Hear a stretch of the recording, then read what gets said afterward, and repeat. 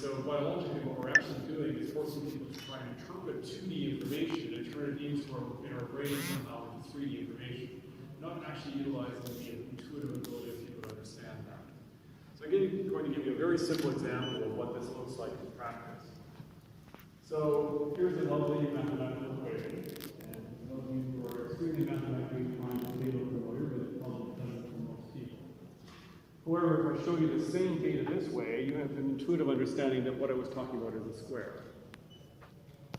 It's a very simple example, but it's really reflective of what we do, is that if you present data, the same data, but presented in two different ways, one's much more intuitive to understand than the other one is. And this is the root of what we do as an organization and helping other companies, is really getting that data into formats where people can understand it and break down those barriers and those silos between the various groups that are needed to be involved. So in a traditional model review, this is a fairly typical environment where you've got a large group looking at a big screen and everybody's trying to understand what's on that screen. One person's driving the engagement, and this is what we end up with. Unfortunately, what you often end up with as well in these kind of environments is that 2/3 of the people are on their personal cell phone, texting people and not actually paying attention to the model review because it's not an area they care about or they don't understand what they're looking at. So we changed that into this, where now you're actually literally walking around in the environment as if it was around you and seeing it around you like you're doing a site visit to the actual constructed facility, but well, it's still a digital design. And that's the power of using technologies like augmented reality to do this. And when we started out, we did it purely as a visualization technology, so the ability to basically just see it. But we've progressed over the last 2 years in developing this technology together with partnerships with companies like Worley, Imperial Oil, and Devon, Husky, and a number of other companies to actually turn this into a full model review solution. And I'll give you some of the ideas around what we've done in this area. So before I get into that, I really want to give you just an overview of what is virtual reality, augmented reality, mixed reality, kind of terminology that we throw around. Real reality, you know, it's the world we live in. Virtual reality is something that most people are familiar with as a gaming environment. It's the idea that you put on this headset, you're brought into a virtual world, you don't see the physical world around you, you use controllers to move around within that world, and you're really taken away from this physical world into this virtual environment. It's a very good, rich experience, but it's also a single-person experience. Augmented reality, on the other hand, although it has a similar base technology, brings virtual things into the physical world around you. So it actually blends together the virtual and the physical together so that you have, therefore, your natural intuitive ability to work in 3D space still available to you. So if you reach out into the augmented reality world, you can literally reach out and see, could I reach that virtual object? And you can see your hand, you can see the people around you, you can see this whole experience. And we will be demonstrating this later, doing some here, but we'll also be doing demonstrations out in the hallway afterwards. So we'll give people the ability to actually experience this yourself and get a sense of what it looks like for your own purpose. And broadly speaking, this is called mixed reality. So we're mixing augmented and virtual reality together in an environment that allows people to see things that they classically have never been able to see. So I'll give you a brief example of work we've been doing with Worley and Imperial Oil, where they were doing a classic 30% model review. They did this on the first day, and then the second day did the same model review with the same people, but using Panoptica, our enhanced model review solution. And the insights and things that they found of it were incredible. What they found, first of all, is that the level of engagement, the level of barriers broken down between individuals within the organization, was vastly better than what they were dealing with when they were doing a classic model review. They went from the first day where, typical thing, you have 2/3 of the people not particularly paying attention at any one particular time, to the second day where literally nobody put out their personal cell phone. They were so deeply engaged in this that they just wanted to talk about it, they wanted to explore it, they actually wanted to understand what's going on and how they're going to utilize it versus trying to be sold on, isn't this a good design? So the conversations, the engagements changed completely, and you had groups of people coming together to look at these things. One of the engagements I thought was very interesting in that is that they had an area where there was 3 large steam valves in this particular section of the facility, 16-inch steam valves in this area. In the classic model review, they looked at it, they approved it, they thought it was fine. And the second day, when they looked at it in augmented reality, somebody asked the question, why do we have these 3 large steam valves in this relatively constrained space? Because now they could see it in real dimension to get a sense of how big that actually was. And so we saw this cluster of people all of a sudden show up around this and start talking and doing calculations and trying to understand this, and they came to the realization one of them was redundant. That realization only came because of the way they could see it. They could not see that the first day because it just looked like lines on a drawing, essentially. But the second day, they were able to literally walk around and get a feel for, this doesn't make sense. Why do we have these in this small space? And that insight, that ability, is what allowed them to reduce, in this particular case, $150,000 steam valve, just like that, because they recognized it wasn't necessary for their actual project. And ultimately, at the end of this, it's private in terms of the actual data, but we understand that there's probably several $1 million worth of cost savings they got out of one model review over top of the model review they did the day before, because they were able to see it and get insights into it that they hadn't got before. And by the end of the day, everybody's saying, why are we not doing this on every single model review? Because it's added so much value. And so this ultimately, of course, results in reduced construction costs and time, because now you have a much better design going into this with fewer errors going into the design itself that comes out of it. The people, the engagement that you have between the different groups in there was increased dramatically, which means that they're now looking at better ways to do the design, which results ultimately in better efficiencies, increases in safety and maintenance costs are reduced and so forth for the resulting facility, because you now have a better informed design team as a result of this. So I'll give you some idea of some of the key features of what we've built as a model review solution. So one of them is a multi-site capability. You don't need to have everybody physically in the same room for this. You can actually have people in multiple different locations around the world engaging concurrently in the same model review. Full integration with BIM, so as you'll be able to see when you're trying it out, if you walk around in it and you look at an object, you can select an object and it'll pull all the data around that particular object up for you. So all the metadata, all the BIM information can be pulled up. As we're continuing to expand on the software, we're also getting to areas like bringing up the manuals for it, or maybe a little video clip around how it works, or whatever kind of data you want to have that's appropriate for the people reviewing the model. We also have full coverage tracking. So one of the areas that's very interesting in this is that we now have individual perspectives within the model review. So we can track everything that everybody saw and did while they're in the model review, which means that we know what was seen and what was not seen.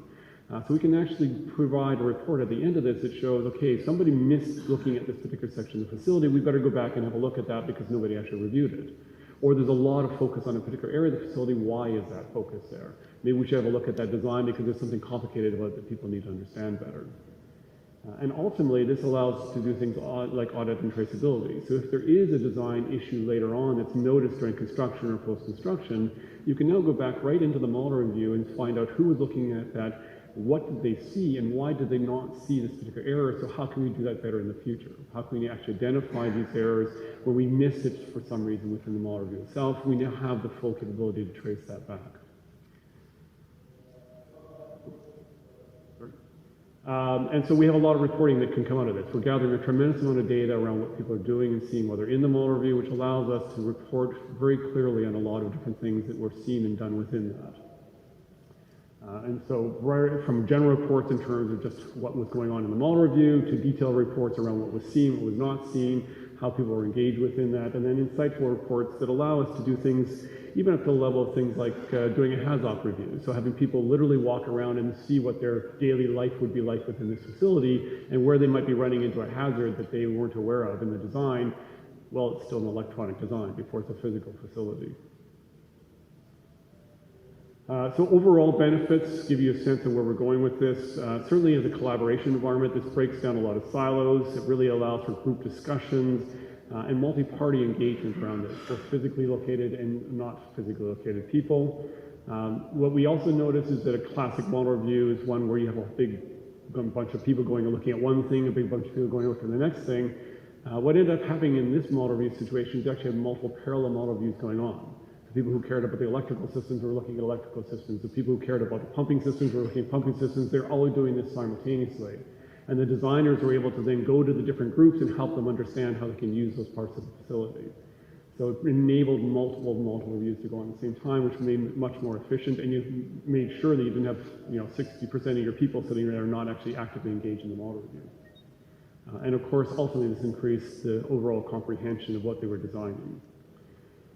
There's certainly, and we had actually this conversation just this morning about this, is that this is a multi-stage use environment as well. This is currently focused on model reviews. Ultimately, this goes into a whole variety of other areas, from design to the construction to operations and training, and a whole variety of other areas where this model review or this kind of engagement environment allows you to utilize this technology. And also, as we go forward on this, one of the things that we've heard quite classically, particularly on the mega projects, is you have a number of vendors that are designing different components of these facilities. And one of the challenges you always run into when you have multi-vendor environments is the interfaces between the vendor systems. And if you have something that's even slightly off when you're trying to actually create that interface between them, that can cause a major issue with the facility. So by bringing this into a virtual and augmented environment like this, we can actually address some of these interface issues much more easily by having all the vendors be able to look at how their integration is working in an environment that's a common engagement. And then as part of the overall digital roadmap for an industry, this is a core of it. You know, the core is not just the data itself, and we have to gather the data itself, but how do we present that data? How do we actually enable people to engage with that data? That's a critical aspect of ensuring that people really understand what it is that they're doing. And then, as I mentioned, this is one of the areas where we can definitely increase safety of the resulting facilities, because we can allow people to actually walk around and see these facilities in, so to speak, real life before they're actually physically built. And we saw this play out in the Worley and Imperial Oil one that I mentioned earlier, where there was a section of the facility where somebody had to do a particular role during their day, whatever it happened to be, and as they're walking along, they realized there's a pipe across them. Now, this is all done in augmented reality, and they're literally walking up and stepping over the pipe to actually see what it'd be like to do that during their daily life, and realizing that that pipe needed to be moved because this is going to be a hazard for them if they have to do this every day. And it's that simple insight that allowed them to make a change that ultimately, if they hadn't done it, would become an ongoing safety issue for the facility. So what we're going to now is break into a demonstration and show anybody who wants to see it what this technology looks like. As I mentioned, we're going to do it here for the remaining time that we have available within this facility for this morning, and then we're going to move out into the hallway afterwards, and we'll be out there all afternoon for anybody who doesn't have a chance to try it this morning. Presenting this interesting technology. Anyone is interested? We have 5 minutes in our agenda.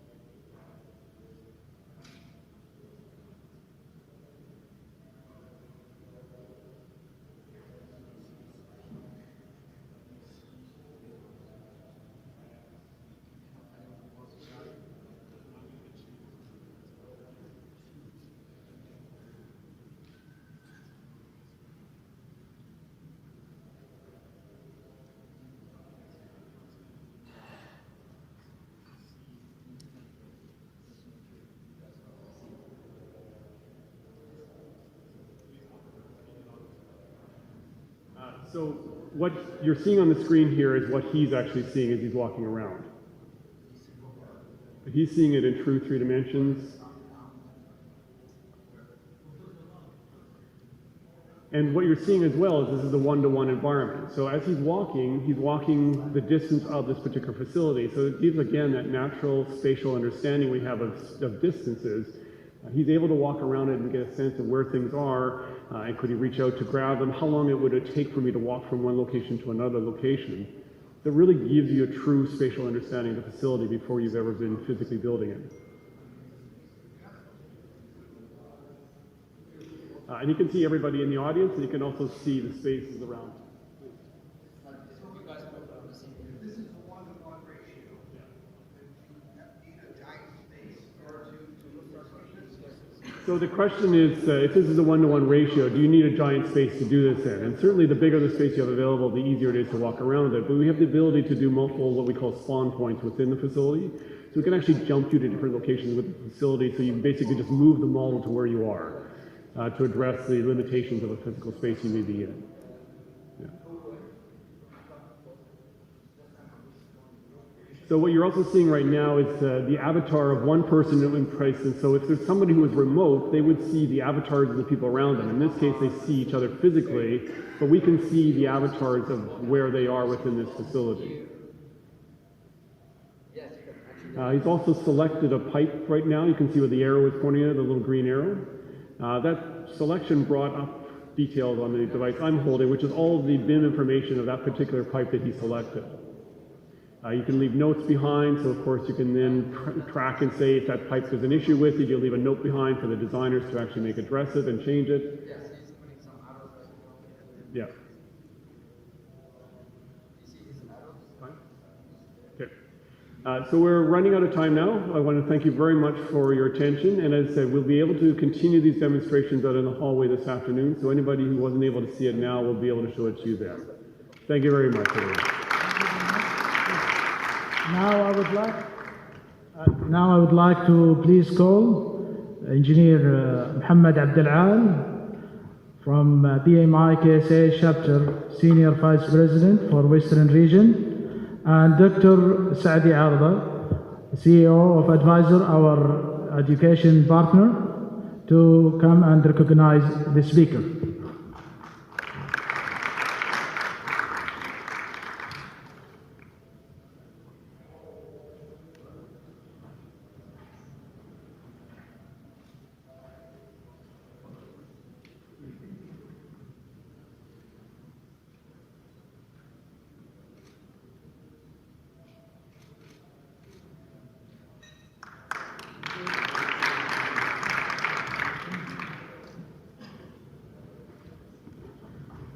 Our next presentation is titled Quality of Life Program, and our presenter is Dr. Ibrahim Shira. Dr. Ibrahim worked as a mechanical design engineer, project manager, program manager, BMO manager, business support director, corporate control director, sales and delivery consultant, and included in several leadership positions. He has established many organizations. Dr. Ibrahim has more than 20 years of experience in defense, security, healthcare, agriculture, transportation, privatization, and technology. His presentation will help to understand the role of PMO in enabling Saudi Arabia Vision 2030 program in partnership with the private sector. Please join me in welcoming Dr. Ibrahim.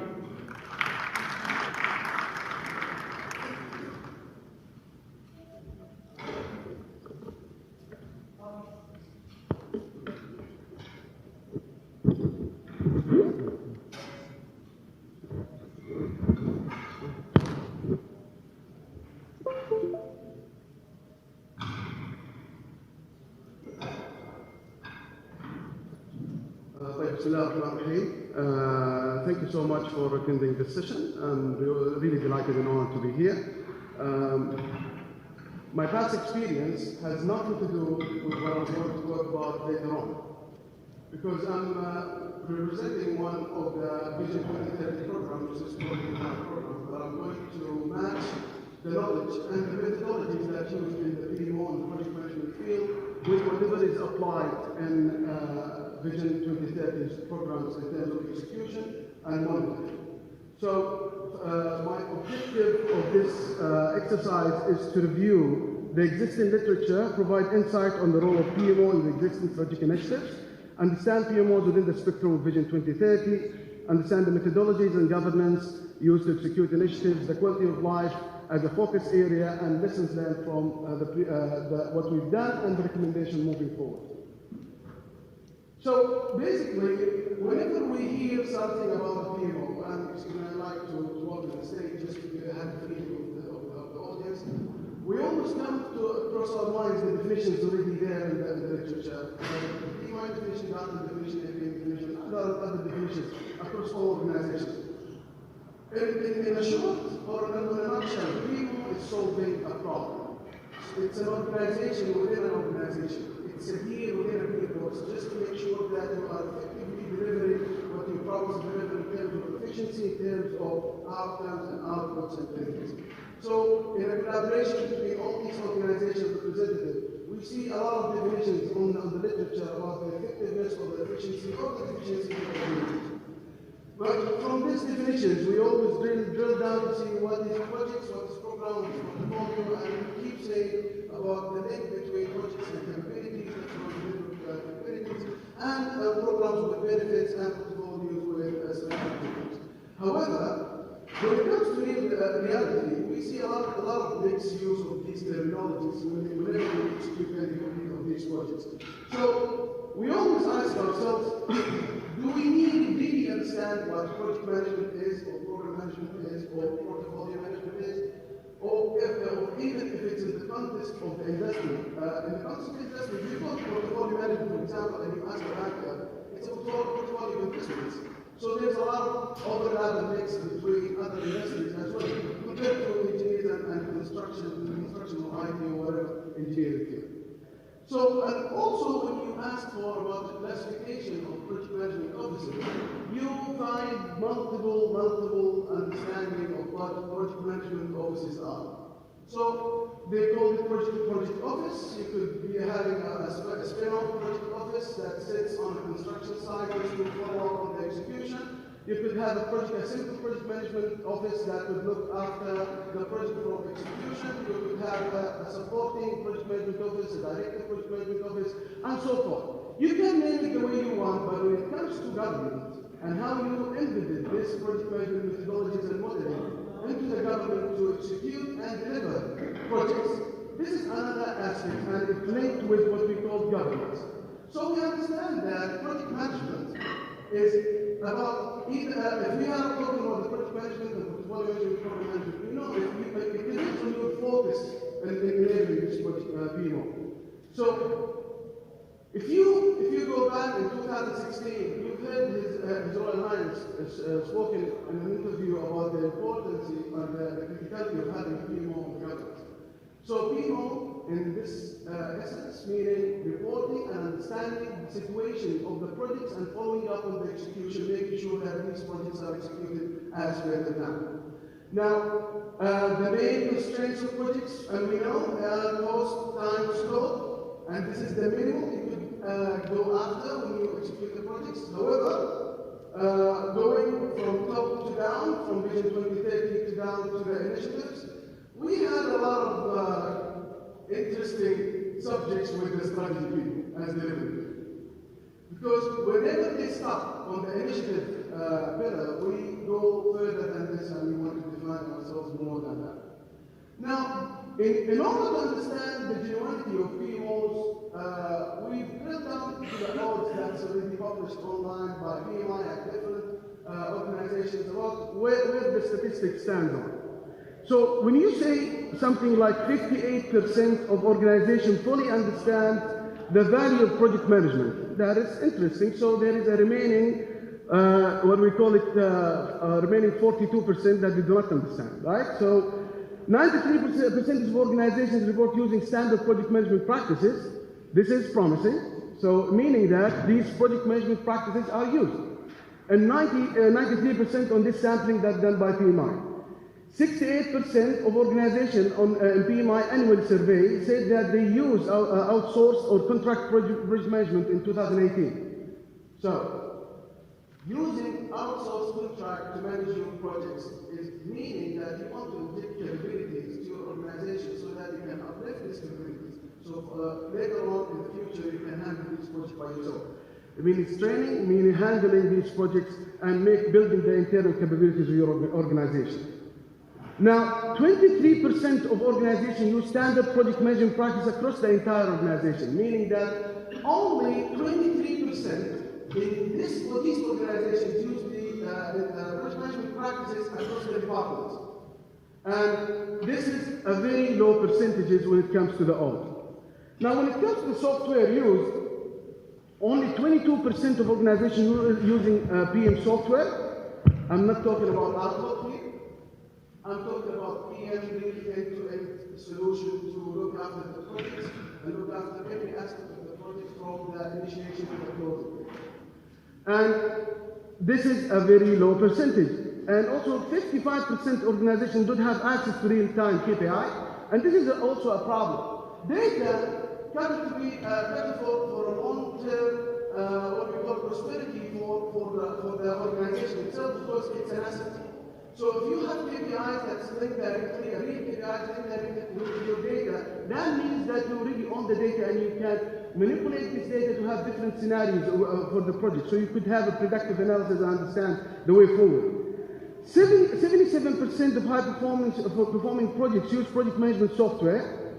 Despite its impact, adoption rates of PM software remains at low 22%. So meaning that they try to use, but eventually they still stick on the 22% according to HIE. Again, PMI said 41% of organizations with the enterprise-wide project management office report that is highly aligned with organization strategy. 41% aligned with the organization strategy when they execute their projects. 41%. 59% are not aligned. 59% when they execute their projects, according to TSAR, that they are not aligned. These are statistics, so meaning that I have to be worried. So I have to align. So how can I align with this strategy? If I'm working on portfolio level or working on program level, I have to make sure that whatever I'm going to deliver is really aligned with the strategy that we already approved by the board. And it's part of the governance. Now, also, we have other interesting odds. About 95% of larger firms reported having dedicated PMOs. So the dedication of PMOs, comparing it to having multifunctional department or multitasking department. So am I doing the PMOs activities while I'm doing my business sales or while I'm doing my marketing activities? Or I need to have this as a standalone PMO. Now, also 33% improvement in project delivered under budget. It also is going on and on. The idea, by showing these statistics, is that we can see that how universal these thoughts are among organizations, among CEOs, and depends on the nature and the circumstances and the risks associated with all these projects. Imagine all that you want to execute the national initiatives using all these methods. So let's just imagine I'm using these project management practices and trying to enable the initiatives to be executed, the Vision 2030 initiatives to be executed using these methodologies and standards. But what's interesting is this part. The top 5 causes of project management failure are change in the organization's priorities. Let's just say change in their priorities. So this amount to be number one in the cause of failure. Change in the project objectives, inaccurate requirements gathering, inadequate vision, and poor communication. But we can see from the percentages that they are almost balanced. So it's all about communication and changing directions. Communication and changing directions. So if you decided to go this way to execute certain initiatives or certain projects, you need to have what we call it a very good governance, and you need to make sure that you are aligned with the strategy moving forward. And you have the capabilities as well. Now, going to the topic of today, which is basically our governance within the Vision 2030 program and how we run programs in the Vision 2030. We established what we call Vision Realization Program. Vision Realization Program is nothing but a program management office. Program management office aligned with the strategic management office sit up there that's really tasked to do or mandated to achieve the benefits and outcomes of the initiatives identified within the strategic management office. So basically, this is the official definition of what we call Vision Realization Program Office. مكتب البرنامج لتحقيق الرؤية. Okay? And when you talk about the governance of مكتب البرنامج, we have 3 levels of governance. I know it's not clear here, but we have 3 levels. We have a decision-making process from top to down, and basically the Vision Realization Program Office looks after and oversees all the initiatives executed by Vision Realization offices on entities like any ministries or ministries or authorities. So Vision Realization Program sits in the middle between the Council of Economic and Development Affairs and the entities that execute those initiatives. We need to make sure that those initiatives are executed as per the plan set forth for them and approved chartered by the resolution that would be published in the media. So we have many supporting entities that supports all these structure, and this is where the Vision Realization Office Director sits with 4 main functions important that he has, and he could add more. Finance and shared services, strategy follow-up, strategy monitoring, delivery unit, and strategic partnership. Those 4 are the minimum functions, organizational functions that you could have within the Vision Realization Program to look after those initiatives and make sure that those are executed as per the charter approved for this Vision 2030 program. Now, the main activities within the value chain of the Vision Realization Program is understanding the delivery plan and work by it and make sure that those initiatives are executed across the entities as per the plan approved and set forth by the high authorities. Track and report and make sure that all these align with the strategic that sits by SMO or Strategic Management Office. Following these slides, I'm going to keep them for reference. It's about how we, as a Vision Realization Program Office, reports and track those programs and what we really do as tasks and mandate in following up on those initiatives to be executed. So, if you hear about following up, making sure this is happening, what kind of a program office is this? Is it a controlling management office? Is it a supporting management office? Is it a directive management office? Are we providing project managers? Are we providing standards, methodologies? Are we doing what we call that falls under any of the definitions that you find or in the literature about the 3 types of PMOs? I think we are doing more than that. We are not auditors, we are not follow-uppers, or we are not overseeing things, but we are making sure that because of any of those initiatives that if they missed or not execute them well, we will be held accountable for. So we basically look after benefits realization. So we talk about PMOs as an enabler to the Vision 2030 program. We're talking about benefits management and benefit realization and the life cycle, the typical life cycle that could be adopted from PMI, which is the benefit management realization cycle, from the identification to analysis and planning to realization and transition. We basically look to those initiatives. But we have problems. We have issues. So people from the private sector were gathered from different industry under one office to ensure that those initiatives are executed as per the plan.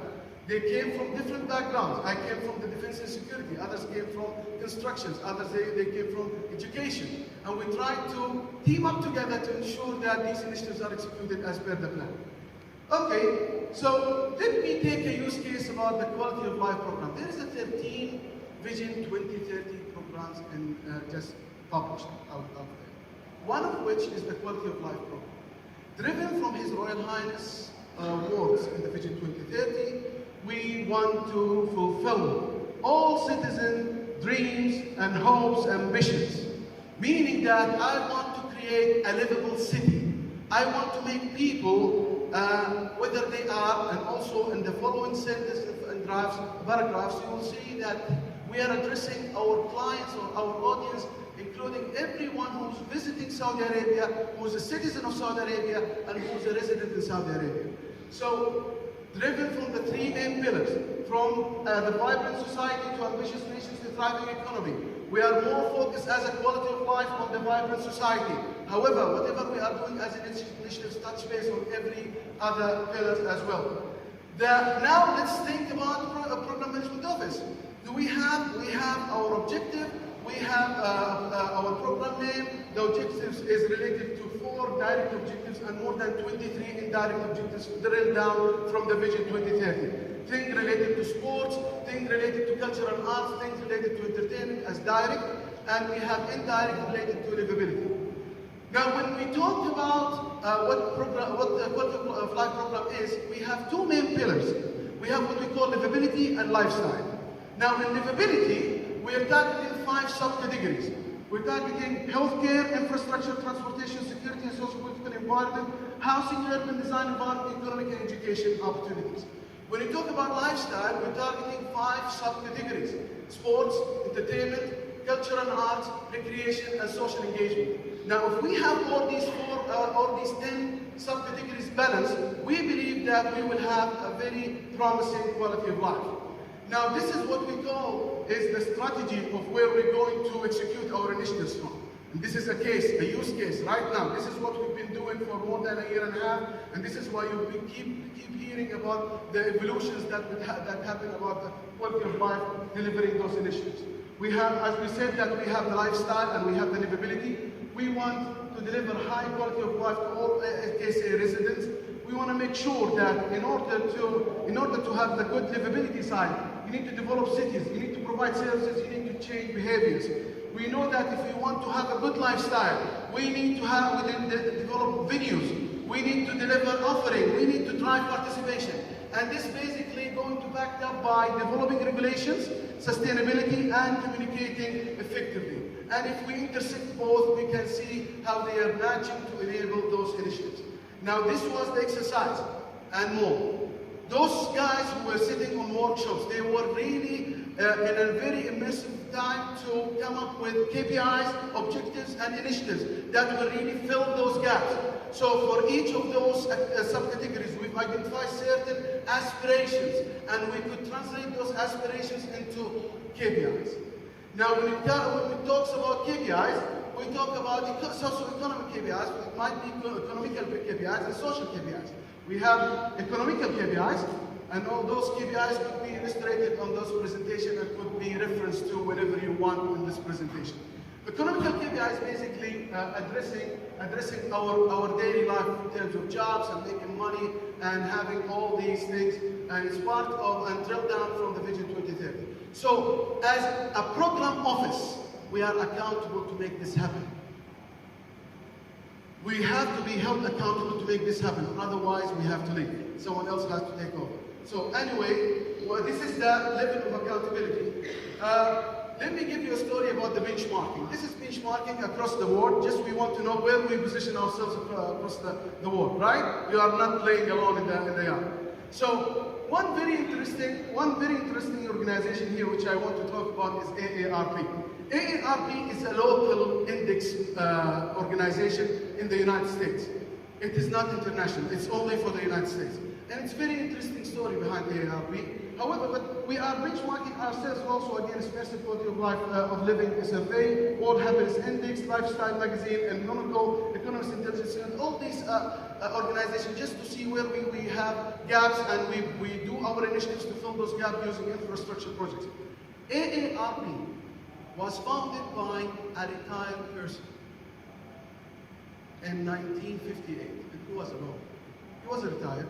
He just came out of work, and he was a doctor. His name is Ethan Turles.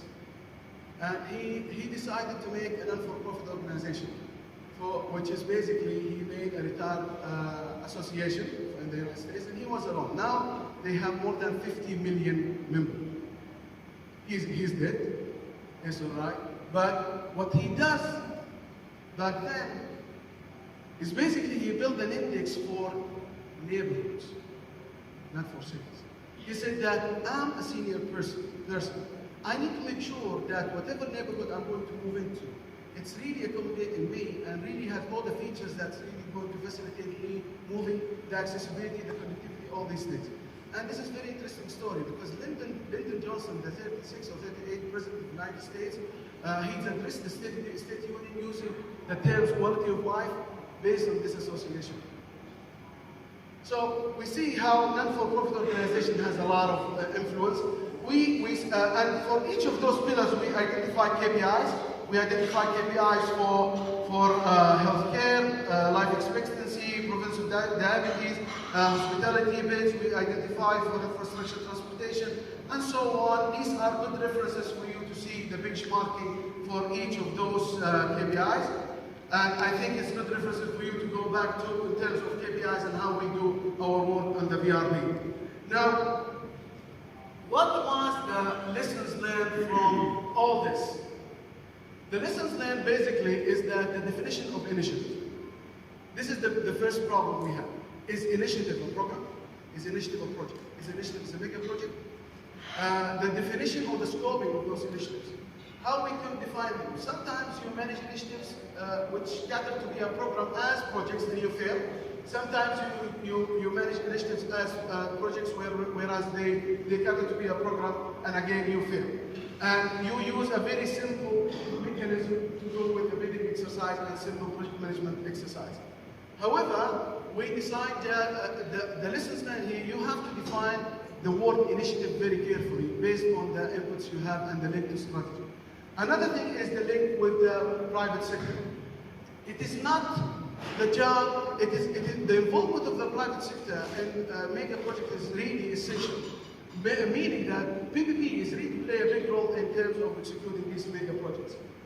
Now, these are a typical exercise of how to build a case, a business case for a PPP, and you could refer to in terms of the process, standardized approach to develop a project that involve PPP. Considering that the majority of the initiatives within Vision 2030, including mega infrastructure project and mega project that really need the involvement of the private sector and will expert private sector. Now, at the end, we do have to have what we call it incubated life cycles. Incubated life cycles mean I do have the projects, I do have the initiative, and I do have the portfolio by defining the initiative as a program, always.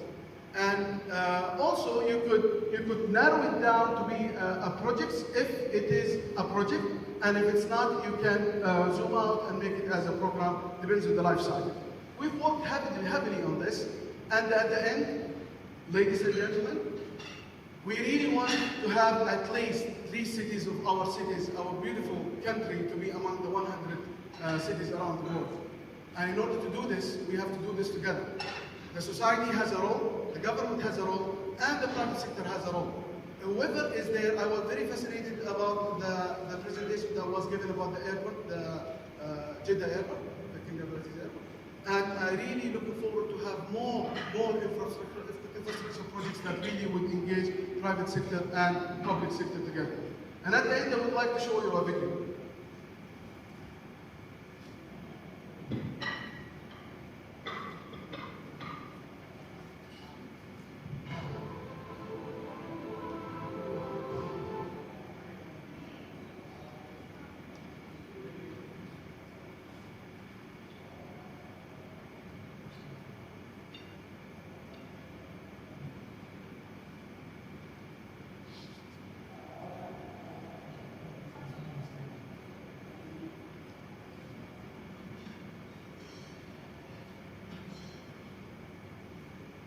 So basically, in the VRP offices, we see things from strategy up to initiatives and execution. So we are one.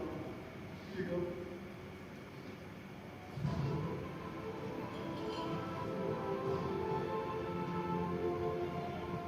أهم عنصر لدينا هو الشعب السوري وعلاقة إرادة الشعب السوري.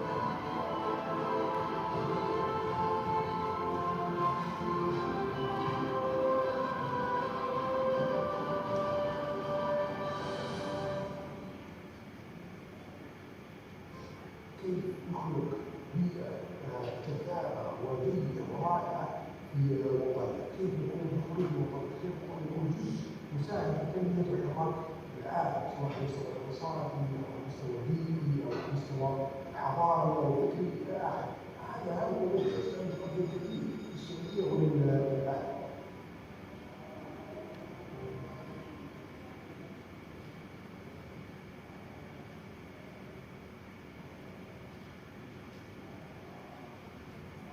By this, ladies and gentlemen, I conclude my presentation. Thank you for listening.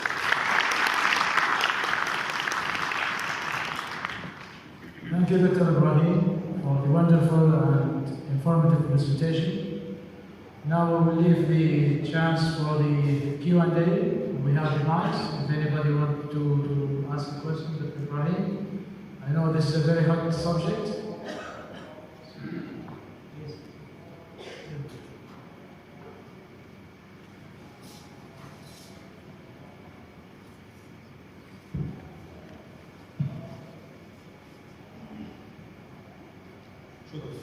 really appreciate it. جزاك الله خير. اتكلمت عن الليسونز ليرنينج. مفيش شك الليسون ليرنينج دي عباره عن كنز معلومات في اي مؤسسه. حسن الحظ ان البي ام اي كيس سيت شابتر عنده توجه ان يبني ليسونز ليرنينج داتابيز. الحمد لله خدنا الموافقه ومدير هذا المشروع هو الاخ السعيد اللي واقف جنبك. فهل يا ترى في امكانيه نتعاون مع بعض ان احنا نستفيد من هذا الكنز المعلوماتي عن طريق الشابتر؟ شكرا للسؤال، السؤال جدا مهم ورائع وانا من الناس المفضلين للليسونز ليرند عشان احب الستاتستكس. سو anyway انا اشتغلت في 3 برامج رؤيه في تخسيس وفي شراكات استراتيجيه في جوده الحياه. كذا تعرف ان كل واحد فينا شايل شغله والله يعني مو قاعد مستمر. بكل سرور احنا في عندنا very rich experience in a very short period of time لانه we supposed to aim for big things. Meaning that we have really good portfolio of lessons to be learned from. And هذا اللي بنتعلم، احنا كل ما بنعمل اكسكيوشن لاي مشروع بنتعلم وبنروح مره ثانيه كيف نشتغل او نغير الاوبريتنج موديل to adapt النيو changes. فبكل سرور ردنا على سؤالك بكل سرور بالعكس نطمح للتعاون مشكله خلينا نكمل.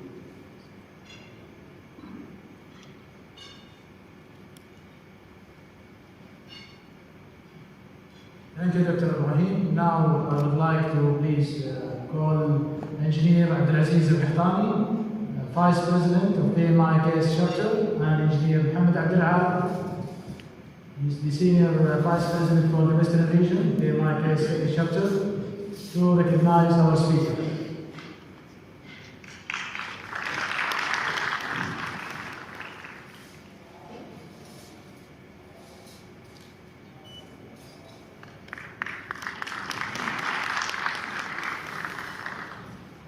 Our next presentation is titled Enhancement of Sustainability, and our presenter is Mr. Mohammed Al-Aoud. Mohammed is a mechanical engineer, graduated from KFUM.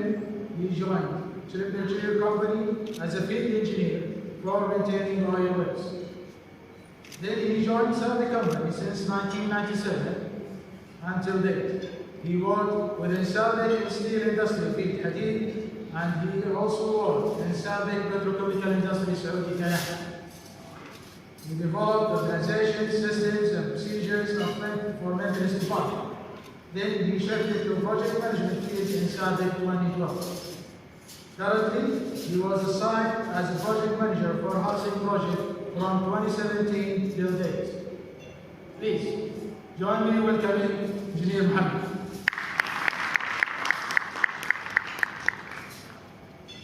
Thank you very much. Thanks for the BMI and the organizer for asking me to present enhancement of sustainability in housing project in Matofiya. But before we start, I will watch a small video about Matofiya. Maybe nobody knows about Matofiya except Saudi people who are attending here. So this video will give you a light on the Matofiya housing project.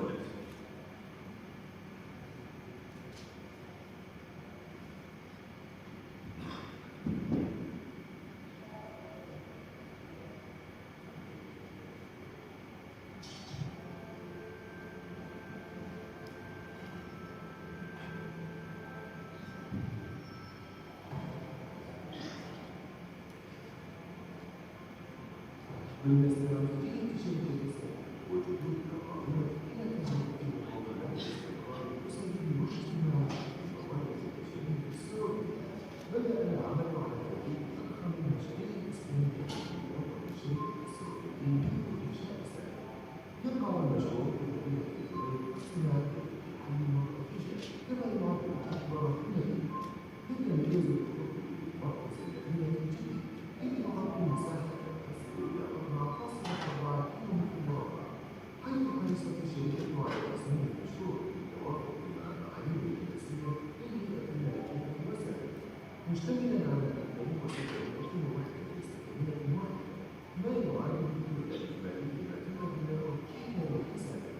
ويضم عليك الجامعات الحكومية والجامعات الكبيرة وعدد من المساجد ومجموعة من الحالات المختلفة يتم تنفيذها في التواصل مع العملاء والسلامة الشيء. This is currently.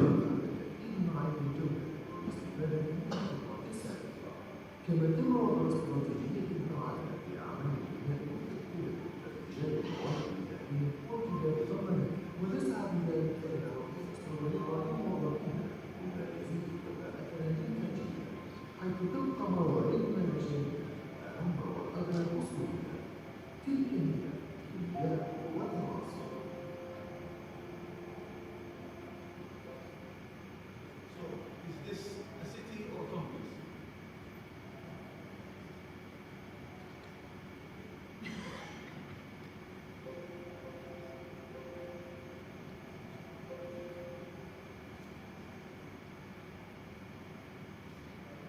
What you have seen is a city or complex. This contains 2,700. This contains 2,700 villas and 11 mosques with the Friday mosque and roads, lighting, and what do you call it? Other infrastructure. So this big city, we call it city. It's not only a complex, it's a city. So my presentation will go through the sustainability. We'll go by sustainability housing project. Then after that, I'll go into introducing the solar energy as an alternative source of power. Then we'll go changing from conventional lighting to LED. Then we'll conclude.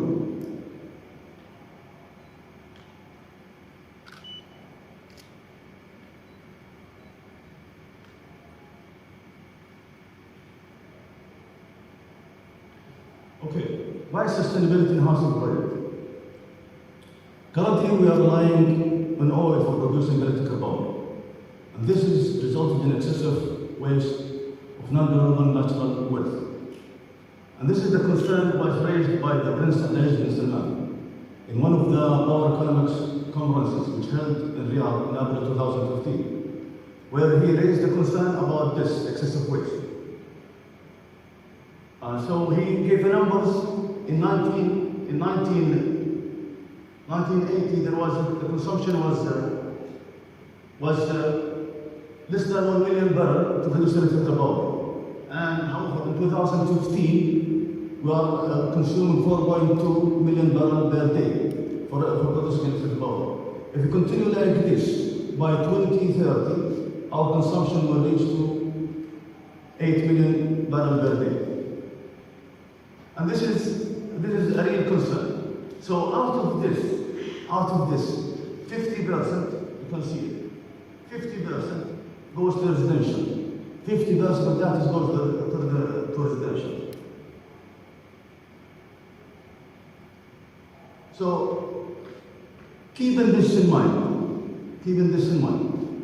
we as a project management team in Matrafiyah, we thought, as we are building this big complex or big city, 2,700 villas, along with the mosques and roads and lighting, we thought of taking the initiative and proactively taking the initiative to introduce a solar energy system to one of the villas as a model, to tell others that we can do, to tell people that we can do, and also to promote the culture of utilizing the solar energy.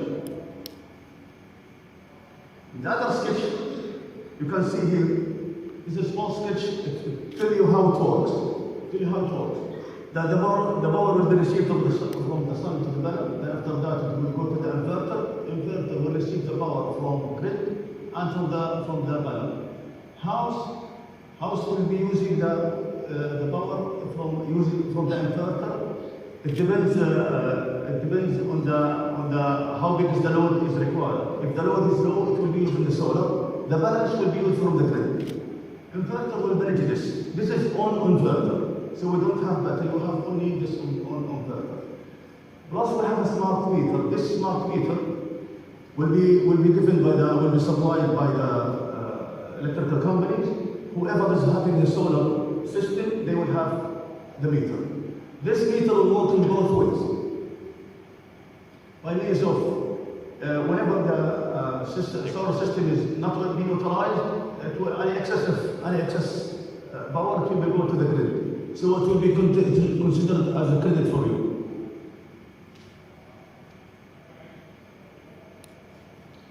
So this is what we call it is a system installed. But if you convert this to numbers and figures, numbers will talk. So I've done some calculation about that, and we found that for the system size is 6.1 kilowatt, and after the net power, considering the losses in the cables, losses in the inverter, losses due to radiation, losses due to wind, losses due to cloud. So the net power will be 4.85. So the minimum power annual production for one villa, this shows for one villa, this is for the big complex.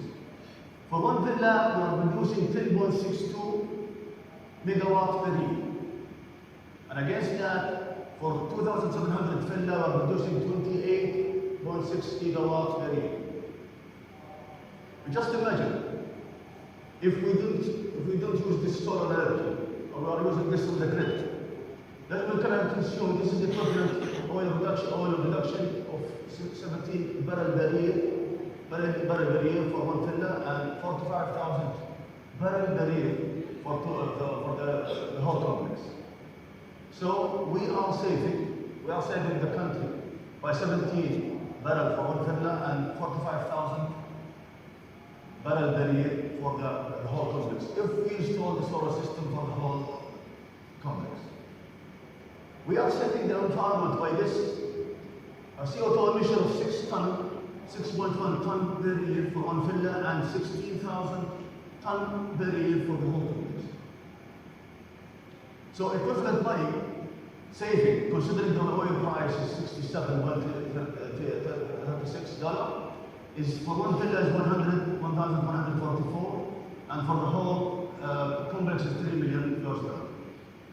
Estimated saving for the occupant, or the residents, invoice will be 2,550 Saudi Riyal. For the whole complexes will be 6.8 million Saudi Riyal.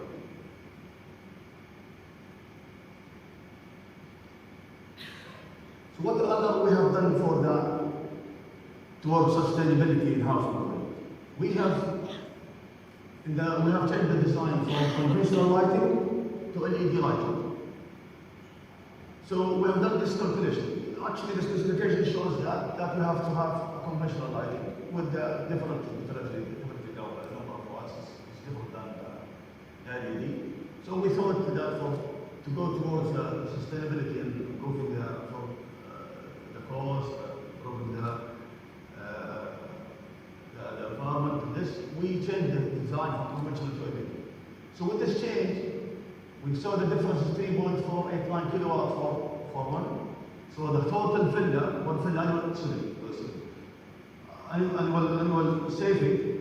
annual saving is that 12.73 megawatt for one villa and 34.4 gigawatt for the whole complex. So equivalent oil reduction is 20 barrel per year for one villa, and for the total villa is 55,000.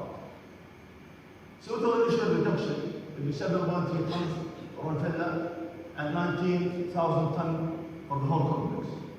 Saving of also is 3.7 million Saudi Riyal million dollar for the whole complex. Estimated saving per year for the residents in Portugal will be 3,000 Saudi Riyal, and for the total complex 8.25.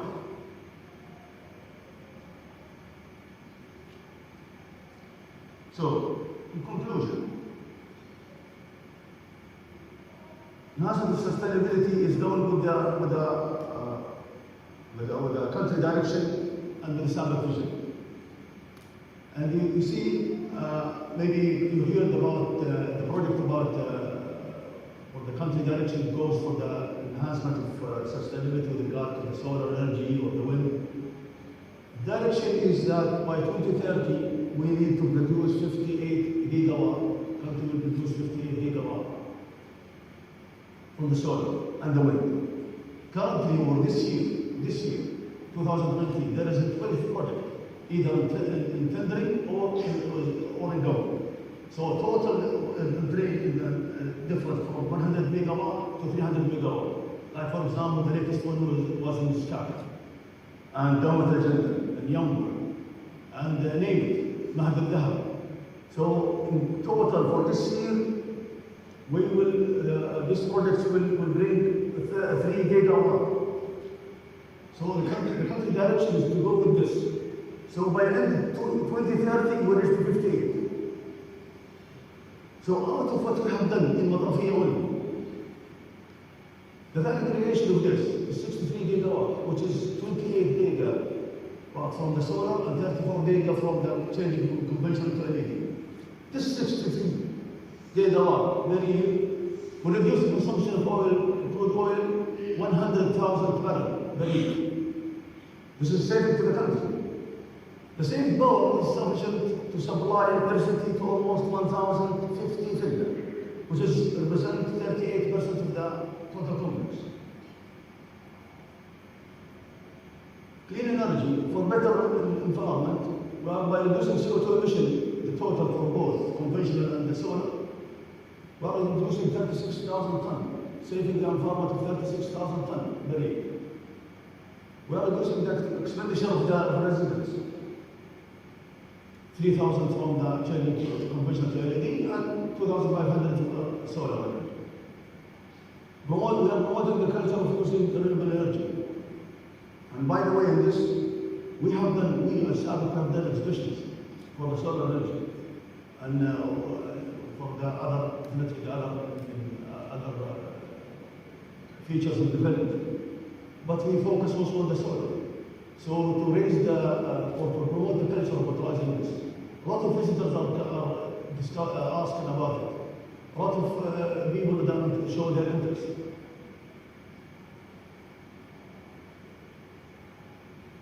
We recommend to consider this solar energy in the future project because currently this project was not considered this solar energy, only considered a provision for the island.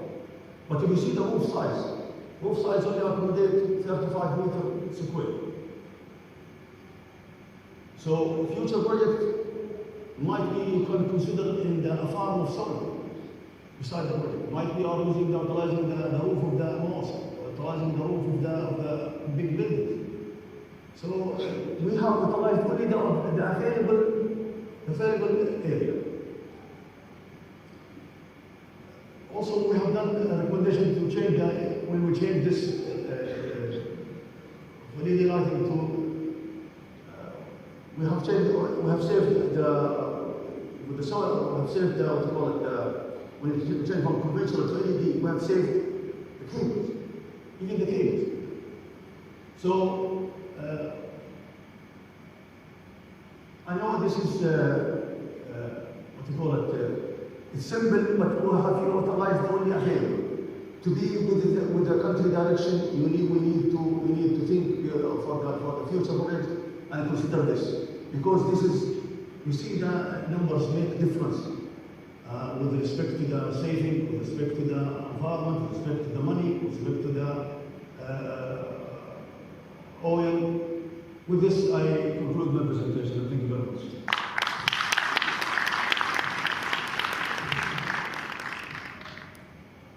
Thank you all for your time.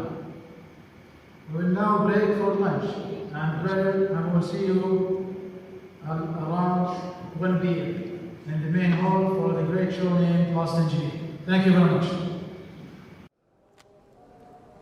Now I have 28 to 33 days to replace these vessels. We had to align the vessel movement and crane placement with other projects. That's right. I've got congested facilities. I've got big vessels. I've got little time. And now I have competition. I have a turnaround and maintenance going on in the same facility, the same shutdown, as well as 2 other capital projects. One upgrading the instrumentation system, one upgrading the electrical system. All competing for the same real estate. So, we thought, how do we address these challenges? So, we considered a traditional approach to constructability. We get out the as-built drawings, we get a construction superintendent, and we walk the job site, we take a look. Yeah, it's about 10 meters, maybe I have 3 meters here, it should be okay. We didn't feel that would do what we needed to do with the constraints we talked about. So we felt the solution was to do 4D modeling. So what is 4D modeling? 4D modeling is 3D modeling plus clash detection all over time. Now, what makes our application of 4D modeling a little bit unique is the addition of 3D scanning.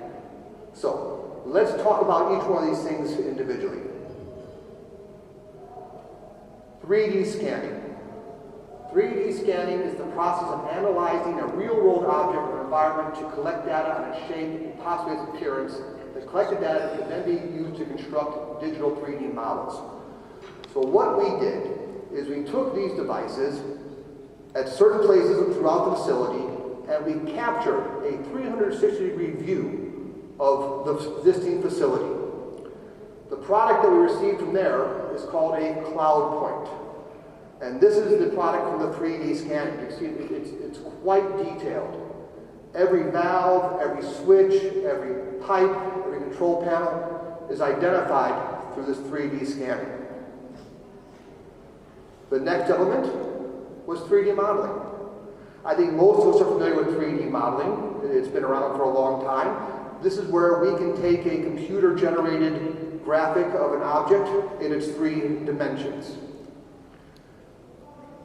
We applied 3D modeling to our challenges by modeling the vessel. These were emplacement-in-kind vessels, so we knew the size and shape of the vessel. We modeled the crane. We had done some pre-constructability work to analyze the size and type of crane we would need for the project, and then we modeled it in the computer. Finally, the self-propelled mobile trailers. These are standard items, so the dimensions, sizes we get from the catalogs. So we modeled these 3 items and embed them into our cloud point. Clash detection. 2 objects cannot occupy the same space at the same time. A clash occurs when elements of different models occupy the same space. Clash detection helps in effective identification, inspection, and reporting of interfaces. So, this is one of my favorite clashes. You can see we have a utility pipe going right through a structure. We use clash detection into our projects in 2 different ways. We have what we call soft clashes and hard clashes. A soft clash is when an object is close to another object. So in the software, we can put a radius around our solid object, and anything that comes within that radius is a close tolerance or a soft clash. If the models touch the vessels, then we have a hard clash, and we'll show you a little more of that later on. And then finally, we take these 3 elements and we all put them over time. So, what does this look like? So, we put the 3 elements together and we develop this model. As you can see here, in orange is our vessel. All the area in gray is the actual site as it exists. Doing the 4D modeling, we can now see before the shutdown, we'll assemble our crane. After the 5 days of de-inventory, we can start our vessel movement. So, we bring in our self-propelled mobile trailers. We perform the lift, we rotate, we put on the trailers, and then we can move it through the actual site,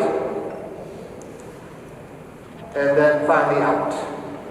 Since it's a model, we have the ability to zoom in, pan out, rotate. So if we want to take the detail of the lift, you can see here, Here's the vessel that we modeled into the actual facility. Assemble the crane, bring in the trailers, perform the lift, rotate on the trailers, and then out of the facility. So that's all great. So nice pictures. But what did we learn from all that? Well, the clashes. This is what's important to us. We have two types of clashes. Clashes in yellow are the close clashes, when we talk about we're close to something. The clashes in the pink are the hard clashes, where we're going to have an interface with something existing within the facility. So let's take a look at some of these clashes up close. So here we see, when we put down the pad that the crane will sit on, we see now that there are several pipe stanchions to the pipe rack that are going to interfere with the plan. Everything in pink is a hard clash. Instrument panels, existing equipment. This is one of my favorite clashes here. Here you can see, as we raise the boom and we rotate, our counterweights are going to take out a light bulb. So do this 4D modeling, we actually have eyes in the back of our head. Another one of our hard clashes is bollards. Bollards are put in place to protect equipment.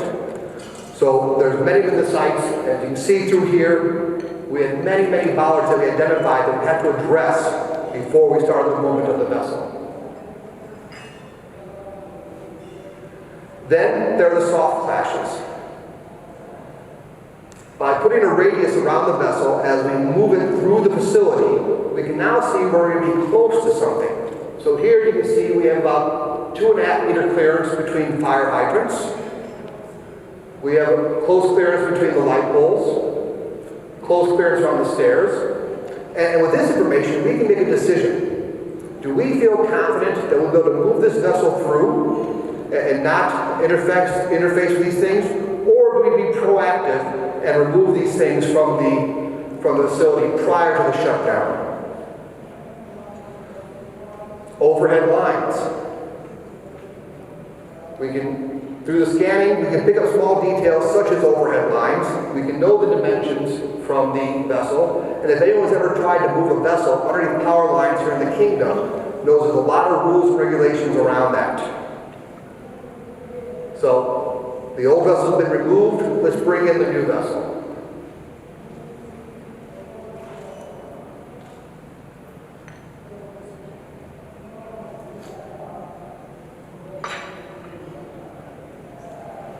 And then the detail of the lift, swing, and place. And you can see here just how tight this is. We're going to put this big vessel right in between two existing vessels. So what was the value gained from all this exercise? Well, first, confirmation enhancement of the project schedule. By identifying the hard and soft clashes before we go to the site, we can now identify what work has to be done ahead of the shutdown in order to facilitate no delays during the shutdown. Shutdown schedule and activities. Again, we have a better understanding of the scope of our work prior to entering the facility. Installation of dress vessel. This is interesting. Dress vessel. A dress vessel is a vessel that has the platforms and ladders installed. Our original plan for this project was to bring in the vessel and install the ladders and platforms during the shutdown. By modeling the vessel with the platforms and ladders, moving it through the facility, doing our crash detection, we found out that we can assemble the platforms and ladders pre-shutdown. Hence saving us time during the shutdown to do that assembly work. Confirmation enhancement of project constructability. We talked about the constructed area, so we showed how we can move through these tight spaces. Knowing our scope, we can reduce on change orders, right? We have an understanding of all the work that's required, the work required pre-shutdown and the work required during shutdown. Plan on necessary mechanical procedures, right? We talked about the overhead lines. knowing about my overhead lines, I can get my approvals done ahead of time and not have to face that issue during the shutdown. Approval of the lift plans. By having this graphical representation of the work that we're going to do, it's easier to communicate to the other stakeholders, particularly our loss prevention people who scrutinize our lift plans, to show that what we're doing is very safe and executable. Communication to project bidders, end users, and stakeholders. Our foremen and our superintendents, we had to get their buy-in on this plan. And again, the graphical representation helps communicate what we're going to do. The other two projects, we needed to communicate to them. Where's our vessel going to be? When is it going to be there? How long is it going to be there? So they can plan their work as well. Communicating to our inspection team. Communication to the bidding, to the contractors. We included this in our bid package. So the contractor can now get a better idea of his scope and give us a better pricing. Verification of existing nozzle size and orientation to vessel fabricators. This was an unintended benefit. The plan, because we had such a short shutdown, was to take the pipe spools, unbolt them, put them on the side, replace the vessel, and then bolt the pipe spools back up. In order for that to happen, the nozzle projections and orientations had to be identical to the existing vessels. By reviewing the 3D scan, we could dimensionalize the nozzles and ensure the fabricator had them in the exact same spots. Cost. Everybody will ask, Mike, what does this cost? Structural simulation costs were about 0.25% of the total project cost. This project was about $100 million, or about $250,000. The risk, 1 day of plant shutdown, could be $12 million. So you can see the risk reward there is pretty clear.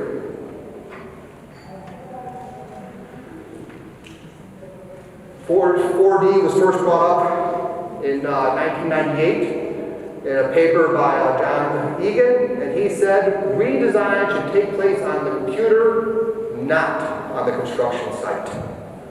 So we showed you our big plans and our nice animations and our flashes, but what did it really look like at the end of the day?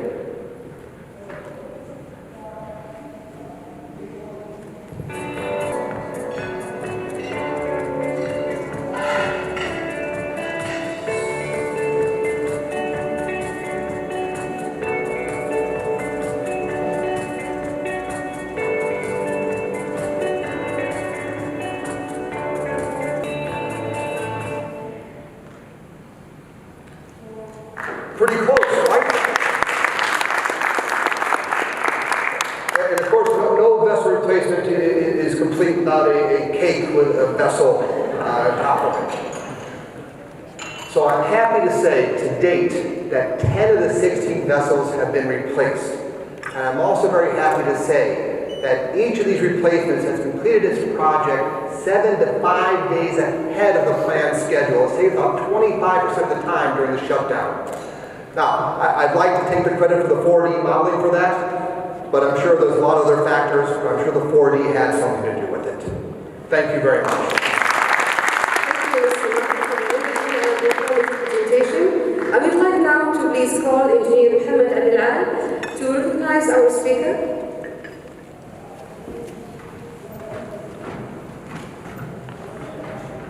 Thank you for having me, really. Thank you.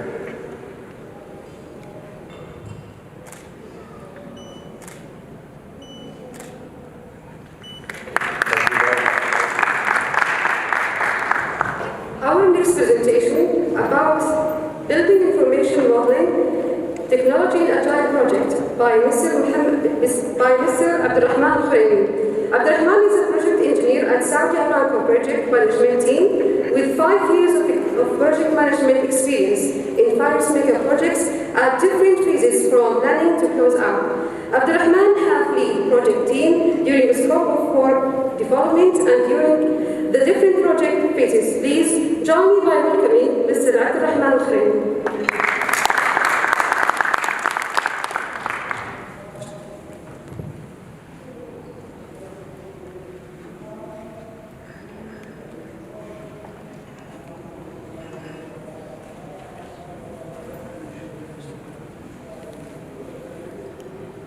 Assalamu alaikum. Good afternoon, everyone.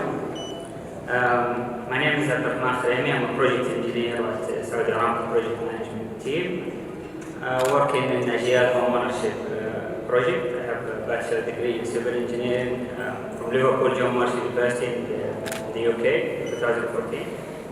And I've been working with the Saudi Aramco project management team for 5 years now in different projects at different phases.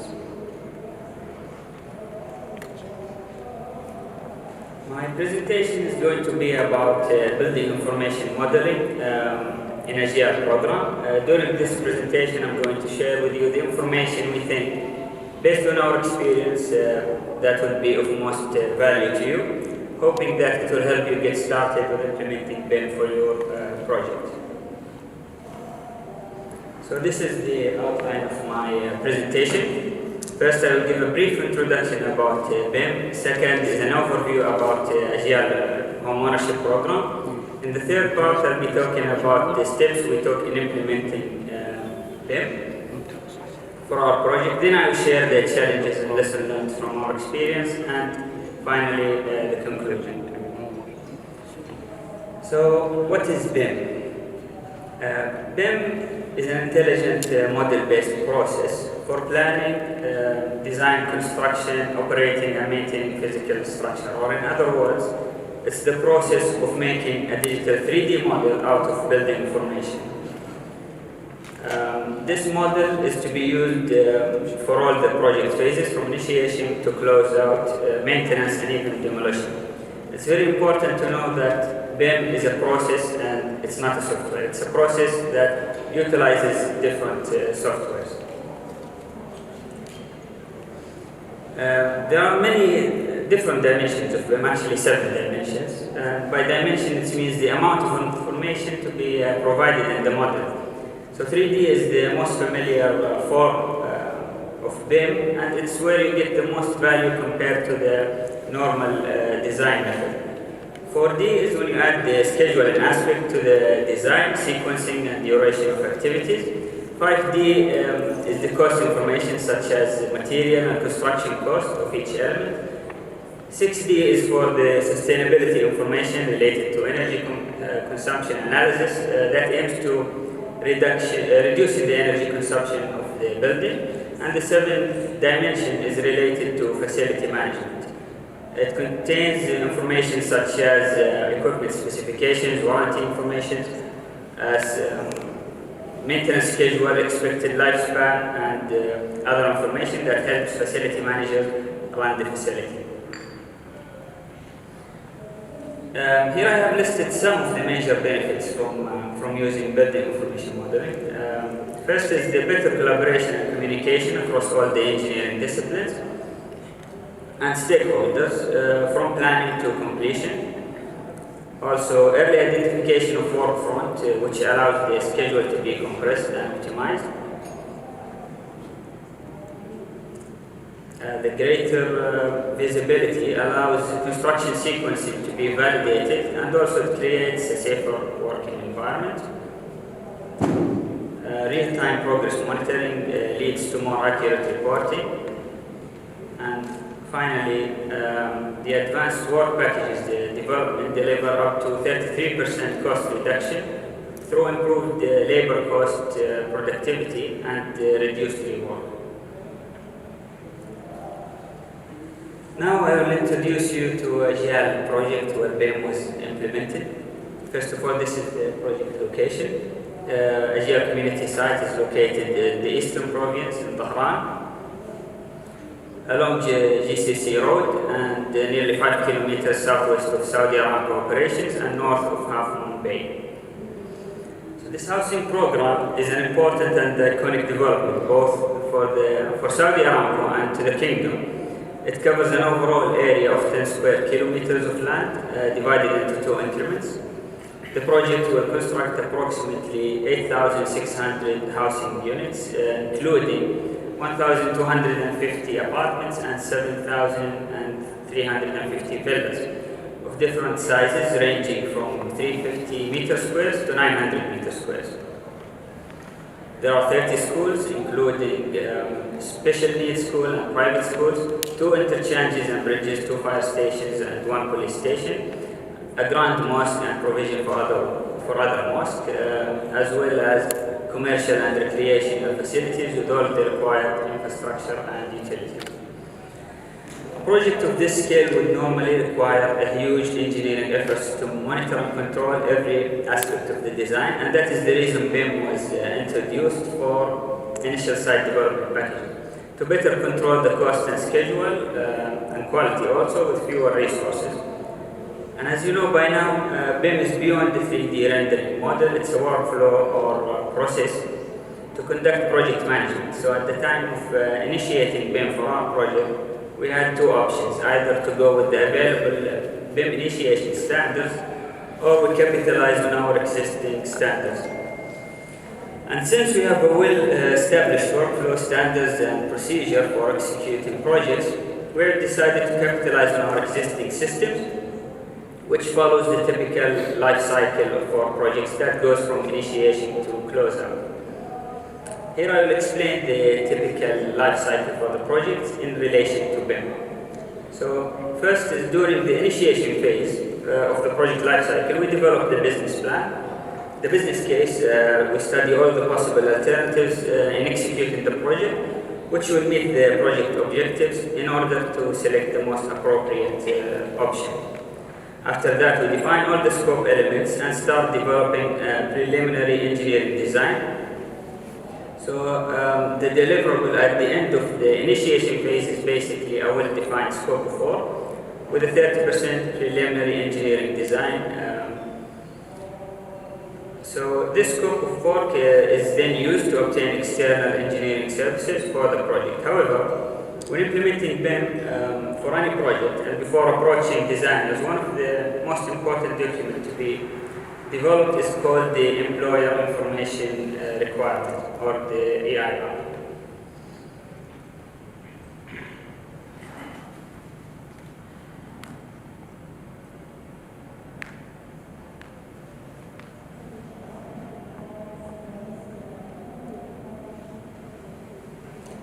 So this document sets out the information required by the client, the expected deliverables, and standards to be followed during the process of delivering the project. And since we already have a well-established, a well-defined scope of work, the preliminary engineering design to start with, and not to reinvent the wheel and start from scratch, we have embedded our BIM requirement in our existing scope of work. So this is the package BIM was implemented. It's increment to initial site development. It covers a total area of approximately 6 square kilometers, and the scope of this package is to develop the community infrastructure from underground utilities such as the potable water, stormwater, sewer and fire water networks, as well as irrigation lines, fiber optics, and electrical networks, and also the main road. So in addition to the typical scope for details, our EIR requirement for this package included a 3D BIM with clash detection and material takeoff. So we wanted to have a clash-free design. Once we have started the design work with the consultant, we started establishing BIM execution plan, which is another important document that is basically an agreement between us and the consultant in the way of conducting BIM. So our engineering scope of work refers to the BIM execution plan as a deliverable from the designer. So these are some selected pages from our BIM execution plan. On the left-hand side is the cover page showing the project information, and the other page is the table of content. Here we have specified our BIM requirement, the clash detection and resolution processes, our design review frequency, and the material takeoffs to be used for estimating purposes. The other page, we have specified the file exchange format and the required software to be used.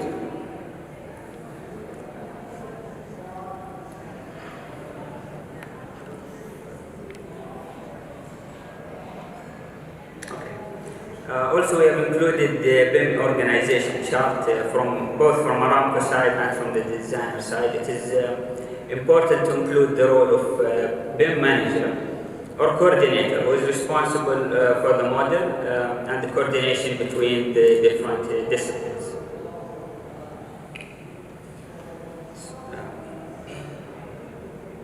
So once we have started the design work with the consultant, we started establishing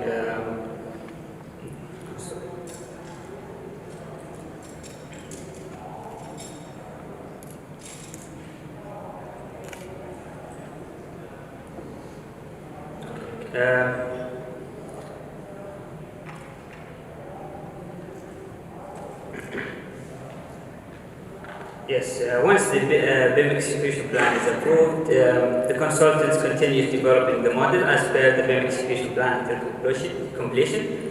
The completed model was then submitted to us to be shared with the executing contractor during the bid period for them to utilize it for construction. The following slides will explain to you the design process.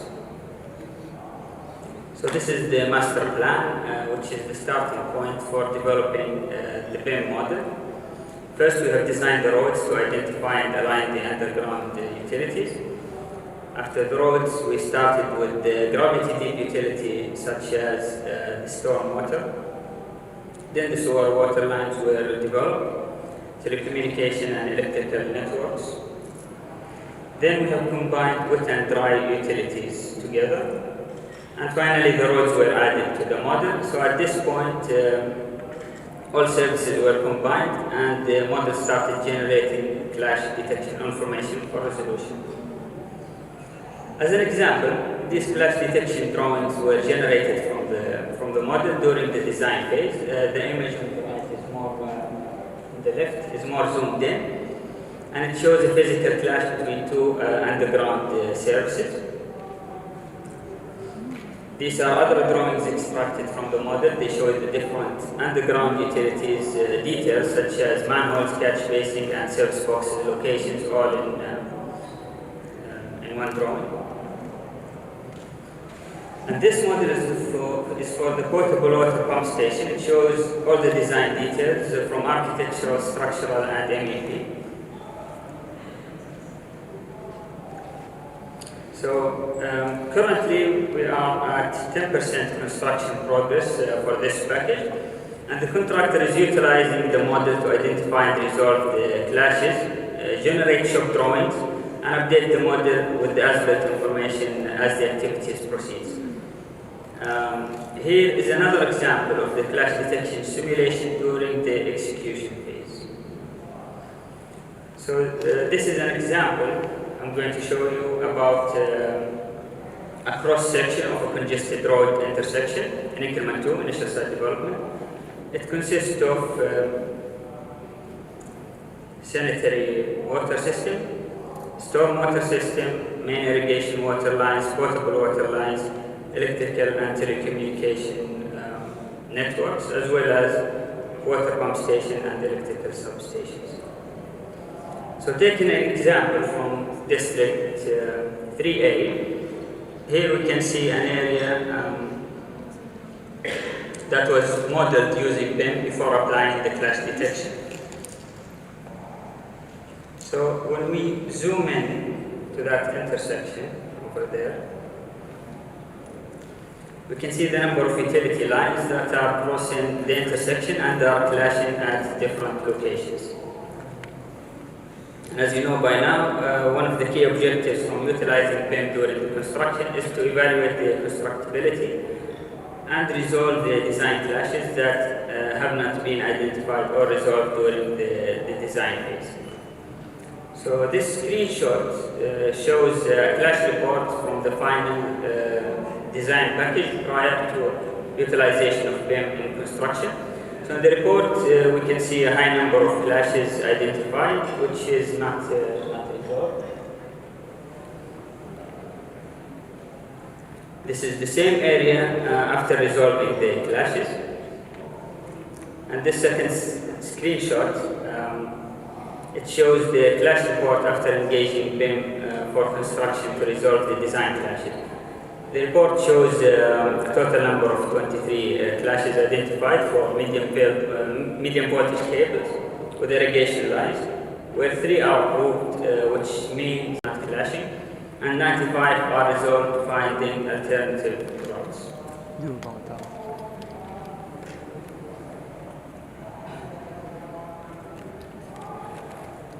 At the end of the execution phase, the contractor will submit the updated model, reflecting the as-built conditions to the facility management or end user, for them to utilize it for operation and maintenance. Talking about the challenges, so whenever a new system or a process is introduced, there are always going to be challenges and difficulties at the beginning that you overcome as your experience and knowledge develop, and BIM was no exception. So here I have listed 2 of the major challenges we faced during our experience. First was finding BIM qualified design office and engineers who have experience and are familiar with executing infrastructure projects using BIM. This is mainly due to the low demand for BIM at that time. It was in 2017. And second is the utilization of BIM by the construction contractor, as most contractors find it challenging to utilize BIM efficiently with regards to the following point. First is the schedule integration to the model that, if used correctly, will support to better manage the work activities in terms of sequencing and duration, which will directly impact their cost. Also, the model contains accurate material specifications and quantities that can be extracted from it, which would reduce material quantifications effort done by the contractor during the bid period. And finally, the collaborative BIM feature could have been used by the contractor to manage his work better. As for the lesson learned, first is the client expectation regarding the outputs from BIM needs to be clearly defined in the employer information requirements to avoid any contractual interpretation or conflicts. Also, we have experienced that BIM required a long learning curve for stakeholders to understand its logic, so intensive courses and meetings were conducted to explain the way it works. Therefore, it is advised to plan to have BIM-related training before and during the project phases. Also, the integration of different software could lead to problems in the model, as different softwares have different limitations and their output might not integrate correctly in the model. So this point needs to be considered when developing the BIM execution plan. In conclusion, we can proudly say that we had a successful yet challenging experience using BIM. We have identified and resolved more than 2,000 clashes between underground services. Clashes like this in the design phase can be easily fixed with little or no schedule and cost impact, compared to a huge risk of affecting the schedule and cost if they were identified during construction. Also, our involved engineers are more knowledgeable and qualified to execute projects using BIM. Also, the end user will have the advantage of having the complete BIM model as part of the handing over deliverable, which will be a great asset as it contains all the project information for them to utilize it for operation and maintenance. Furthermore, our design was completed on time, and most importantly, we have estimated approximately 8% cost saving of the overall cost of the project, which is almost equivalent to the whole project cost.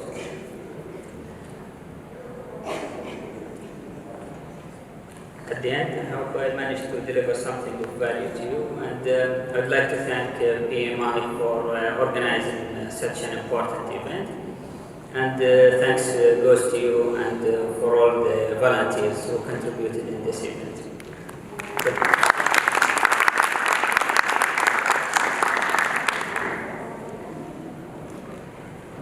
Thank you, Abdulrahman, for the wonderful and informative presentation. Now I will call PMI-KSA Western Region President Engineer Mohammed Abdul to recognize our speaker.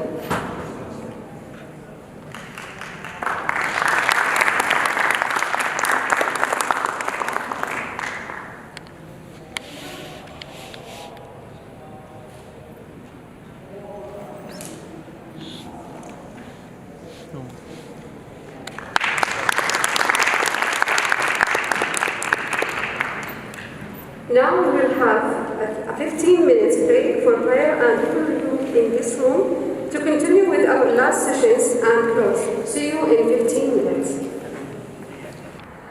Hello everyone. Our next presentation about establishing pre-tender fire safety consists and approvals for large infrastructure projects by Mr. Aaron Fenney. Aaron is a professionally registered fire protection engineer working with Jensen Hughes for 15 years. He specialized in large mixed-use developments, super tall building design, and large infrastructure projects.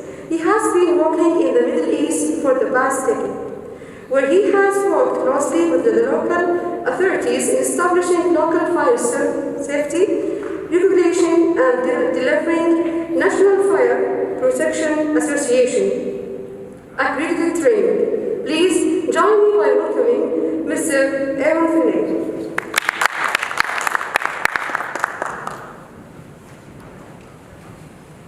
Thank you very much for that introduction. First of all, I'd really like to send my thanks to PMI for this invitation to speak to you and be involved in this event. I believe it's been a successful event. We've been able to network with a lot of colleagues and really understand the direction of this organization. What I'd like to do is talk to you today about my experiences in dealing with large infrastructure projects. Now, I just want to preface this by saying that there are companies that have already matured and set up their procedures for managing large infrastructure projects. We've seen a lot of that today, especially with the likes of Saudi Aramco and SABIC, and understanding the risks that your facilities already pose upon the nation. And so I'm not going to be talking about the industrial side of infrastructure. I'm going to be talking about some things that we've seen in the recent past of other infrastructure that's being developed throughout the kingdom, largely associated with Vision 2030 to provide new infrastructure, new roads, new buildings, new transportation systems, and getting into some of the details of where we can have gaps in contracting and where we can ultimately create errors with how we deal with contractors and the end products that are eventually delivered. So a couple of things that I want to do is I want to take you on a journey that I've experienced from originating my career in Chicago, Illinois, USA, and how eventually that progressed into some of the wild dreams of the UAE in terms of some of their infrastructure expansion. And then talk about what does it mean when we talk about infrastructure. Well, mostly we talk about buildings. It's important to distinguish between the two and sort of see how they can become blended. And it's not always easy to identify what would be regulated as a building versus what would be regulated as infrastructure. I'll dive briefly into some of the local regulations and how you can look to apply them and some of the hurdles that you might need to overcome. And then I'll focus on the consents and approvals, how do we develop them, and ultimately incorporate them into pre-tender documents. So we're going to start with downtown Chicago. This is one of my favorite cities. Not during the winter. Summer, it's an amazing city. You can walk around this city for hours and hours. And the infrastructure is superb.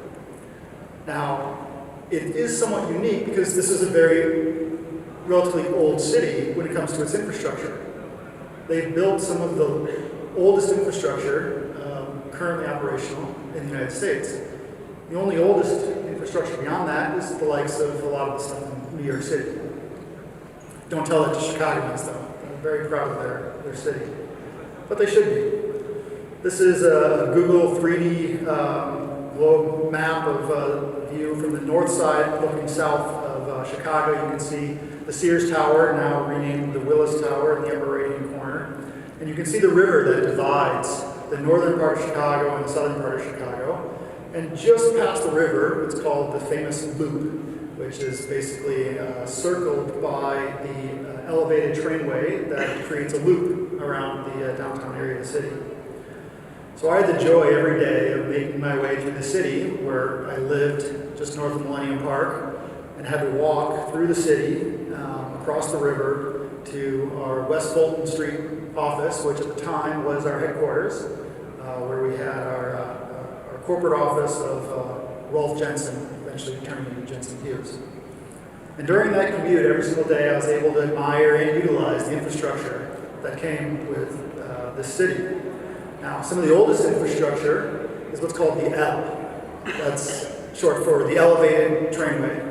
Now, this trainway was constructed in 1892, well before we had any fire code regulations surrounding the NFPA 130 for trainways. That standard didn't come for almost 100 years after this. But this infrastructure is very, very useful. It gets you around the city very quickly. There are stops every few blocks. But again, it's very noisy. It's elevated. There's really no sound dampening. But it's worked and survived. Very limited gaps in service. Only it seems like when I was wanting to take it to the airport with a half-an-hour delay. Another piece of really beautiful infrastructure that they've really revamped in the last decade or so was this thing called Lower Wacker Drive. So they originally built this in 1926, where they created a two-tiered road system to go under Wacker, and then they've expanded it beyond just Wacker to include this walkway near the river, and then on the right-hand side you can see this two-tiered system. So above this picture is a roadway, and then you can see the intermediate roadway below. This doesn't necessarily look like infrastructure, it's just a roadway, but what you realize when you get underneath is that it's actually a full network of another tier road system. Something that we're starting to see here in Saudi Arabia. We're starting to see master plans that are developing this two-tiered system so that you can put the infrastructure that isn't necessarily sightly to see beneath all your beautiful buildings. Another thing that I was able to enjoy during the winter, I still like to walk around the city, but now I could do it inside. I didn't have to go outside in the freezing cold, and if you've ever heard Chicago is the windy city, well, it's not really known for the climate wind, but for the politicians speaking outwardly, but it does create a lot of wind with the high-rise buildings, so it can get very cold, and they've created this pedway. It's an underground system of pedestrian walkways. Originally built in 1951 and since been expanded multiple times. Looks something like this, where we get multiple buildings connected together that created a network so that pedestrians can walk through the city, even during the winter months.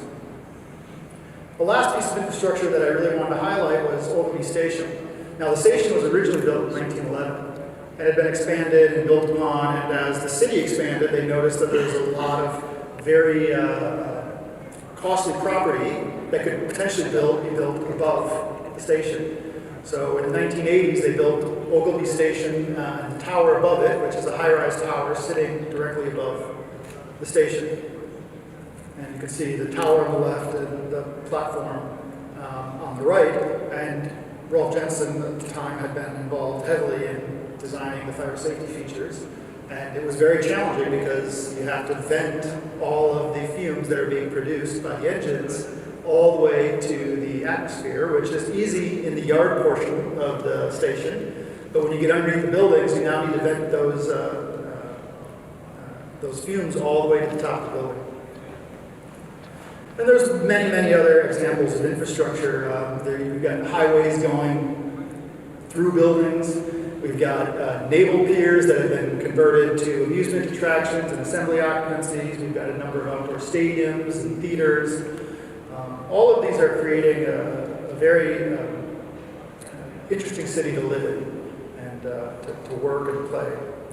So going from my experience in Chicago, not really truly appreciating the regulations of building infrastructure, to then coming and starting to work in these mega projects in the Middle East, I started noticing there were some gaps that we were not seeing in the original RFPs that should be within those RFPs that eventually form the contract documents. So this is the first project that I really got heavily involved in that was this blend of building versus infrastructure. Now this project never got built. We designed it up through schematic design, but this was originally designed by TVS Design out of Atlanta, Georgia. And we were going back and forth to Dubai and asking a lot of questions on how is this mini city going to operate. Well, I say mini city, this is 1 out of 7. This was supposed to be a series of 7 pearls that were going to be built in the lagoons of Dubai. And some of the features that were teetering into building infrastructure is it had multiple levels of parking underneath. Okay, that was fine, but how do you get to that parking? Well, they created these ring roads that were underground, below grade, and these ring roads resemble road tunnels in most instances. So now you're getting into blending. Is it a building, is it a parking lot, or is it a tunnel? Now they had 4 featured towers ranging from 60 to 100 floors, a lot of office, residential, mixed use, which had a lot of atriums in them. And then surrounding those 4 towers, there was 50 building plots. This was a mini city. And that needed the infrastructure to get people in and out of the city. There were many internal open atrium spaces that were connecting a lot of the building areas. And then there was a public transportation network that was going to connect all the pearls. So now we're blending. What is it? Is it a building or is it infrastructure? Another one, Masdar City. Now this one has been partially built. Since then, the master plan has been redesigned and reshaped over the years. But one thing that they were focusing on is sustainability and how do they achieve some of their sustainability KPIs. Well, they decided to put a lot of the infrastructure in what was called an undercroft to support the electric vehicles that were going to be servicing all buildings, including both public transportation as well as the maintenance and the supplies and deliveries. Everything was going to be underneath this undercroft. So now again, you're taking these buildings and you're putting these road tunnels, and it really wasn't a road tunnel, it was electric vehicles, so very complicated master planning. In addition to that, they didn't want buildings to be spread far apart like we're used to. They didn't want to have all these roadways because they weren't going to be using vehicles. And they wanted to take the benefit of shading these pedestrian ways, so they put the buildings really close together. And that created issues with fire spread. How does fires get protected from one building to the next? Well, leapfrog. And then there was another issue of a lot of renewable energies and recycled materials, a lot of concrete encasing plastics and whatnot. So it really kind of questioned and put the building code on its head. I have to give credit to people that we worked with at Arrow that really developed the master plan. We helped them refine it as we were using it. So from those projects that were in the heyday before the financial crash in Dubai, we've still seen these master plan projects that are currently ongoing and being built here in Saudi Arabia. Now, a couple that are close to this conference are the sites surrounding the Holy Mosque of Haram. We've worked on many expansions of the Mataf. We've worked on the neighboring developments, Jebel Omar development, and then King Abdulaziz Road leading into Jebel Omar, Barrage Al Bayt, and that's just to name a few. And again, a lot of these, when we're looking at the contracting of these are contracted as buildings. And there's a missing element that creates a gap in how we develop the strategies for these types of buildings. So let's get into it. What is a building versus infrastructure? Well, buildings is easy. It's defined in the building code. Its structure is usually enclosed to provide support or shelter for intended occupancy. Very easy and simple, right? Well, what's not defined is infrastructure. The building code says that it applies to all structures. It doesn't exclude certain types of structures or buildings. But in my mind, what does infrastructure mean? Infrastructure is just fundamental facilities and systems that are necessary for society or economy to function. And if you do not have that infrastructure, then you have to ask, what happens to society and the economy? So let's go through some examples.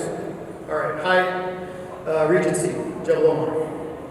It's not really infrastructure. You don't need that infrastructure for society or economy to function. Maybe you need a hotel infrastructure nationwide, in which case all you need is the facilities to allow them to build those hotels, but individual buildings, not necessarily. Okay, Kingdom Center Riyadh, is that infrastructure? It's a mixed-use development, residential, offices, retail mall. I mean, it's an icon of Riyadh, Riyadh's landscape and skyline. But is it truly infrastructure? Maybe not. Maybe not. Kind of depends on who's the stakeholder looking at it. All right. Well, let's take the hypothetical previously designed Masdar headquarters. It's a building. It's usually used for offices and conventions and whatnot. This actually was never built. It was redesigned by somebody else. But originally, this was planned to actually provide power to the Masdar energy grid. So in that respect, yeah, it could be considered infrastructure depending on whether or not that building lost functionality. Well, how would it affect that local energy grid? What about the PIF Tower? Now, okay, again, high-rise building, but it's supposed to be the hub of the financial district in Riyadh. So in the future, could it be part of infrastructure? I mean, if we end up losing a key tenant that would be potentially housing a major bank infrastructure or stock market infrastructure, yeah, that could be. Other examples, we got Saudi telecom facilities. Don't have any high-profile pictures of their telecom exchanges, but or data centers. But again, yeah, depending on the strategy that they've used and depending on the redundancy they have, it could be considered infrastructure. Same with road tunnels. Riyadh Metro, King Khalid International Airport. Now, these are now coming back as a surgence into the 2030 vision of redeveloping areas, Western Riyadh, Western Province, looking at Neom and the Red Sea, and what are the infrastructure that each of those individual master plans going to need? They're going to need transportation, so whether it's airport, railways, boatways, what's sufficient in terms of power, redundancy in their power, just availability of water, so on and so forth. Obviously, we mentioned transportation infrastructure, communication facilities, mission-critical facilities, and power infrastructure, so in the future expanding into nuclear power. So how does this get regulated? Well, it's kind of loosely regulated. A lot of the times what we'll see is, okay, we'll follow local regulations. So where do we go? Well, for fire safety, we go to civil defense, unless it's Saudi Aramco or HCIS. We'll have to look at civil defense. Well, civil defense has reinvigorated the Saudi Building Code. And they've come up and said, okay, well, there's SBC 801 and 201 that give us guidelines on fire safety standards. Well, when I look at infrastructure, this is really the only clause that gives us an out to follow something else other than the Saudi Building Code. And it really just says that, you know, the fire official can determine compliance with the codes or standards for those activities. That's it. So now, if you're going to insert into a contract saying follow the local regulations for infrastructure, well, now they have to go to the local authority, and then the local authority has to say what they want for the infrastructure. It's a process that isn't well defined, and it depends on each individual facility. So oftentimes we go to NFPA, if we're allowed, and here are examples of specific NFPA guidelines and standards for different types of infrastructure projects. So we got data centers, telecommunication facilities, fixed guideway transit and rail systems, airport terminal buildings, road tunnels, and power plants. There are others that are also available, but these are primarily the ones that we've seen and need to have been used in the recent past and what we expect to be using in the future. Now, the one major difference that each of these types of standards has that isn't part of the building code is that these regulations require more engineering and less prescriptive-based design. So we see in our contracts a lot of times, wherever there's two regulations that conflict, you have to use the most stringent, right? Unfortunately, that doesn't really work when it comes to fire engineering. Because in fire engineering, more is not better. You have to be very concise with what your strategy is. And you have to pick and choose sometimes. And you can see this in different nations. Some nations have older buildings. They want to use more compartmentation. Some buildings really don't care about the buildings. They just want to provide sprinkler protection. Some say, oh, no, we'll just control the smoke. But all of these have somewhat conflicting strategies when, if you're using more compartmentation, you don't want more holes for smoke control. And so we're really getting into fire risk-based approaches, engineering analysis and performance-based design, and design basis processes. And there's a very set standard for the process that you need to go through. It's not saying exactly what you have to do. So when you're just following a process, it has individuals that need to make very critical decisions throughout the entire process. Here's an example on the right-hand side. I know you can't see it, but it just gives you an idea that there is a process there on how to document one of these engineering analyses. And what these also say is that you need to involve all the stakeholders. So you can't have a contractor go by himself, do something he thinks is right, and then at the very end, come and ask for your approval. We need to set the process early. So what do we look at? We look at, okay, who are the stakeholders and what consents and approvals do they need to give at each step of the way? So the first step is really kind of identifying who they are. I mean, here's just a very generic list, but usually it's going to include the ownership. Hopefully the PMC is going to be involved and their engineers that are overseeing the design, a lead consultant, all the local authorities. Local authorities may or may not require local third parties. But one thing that's always missing, but is always included in the performance-based design for fire protection, is a qualified specialist. Not only to do the design and make the decisions throughout the process, but to also peer review and make sure that those decisions are in accordance with industry practice.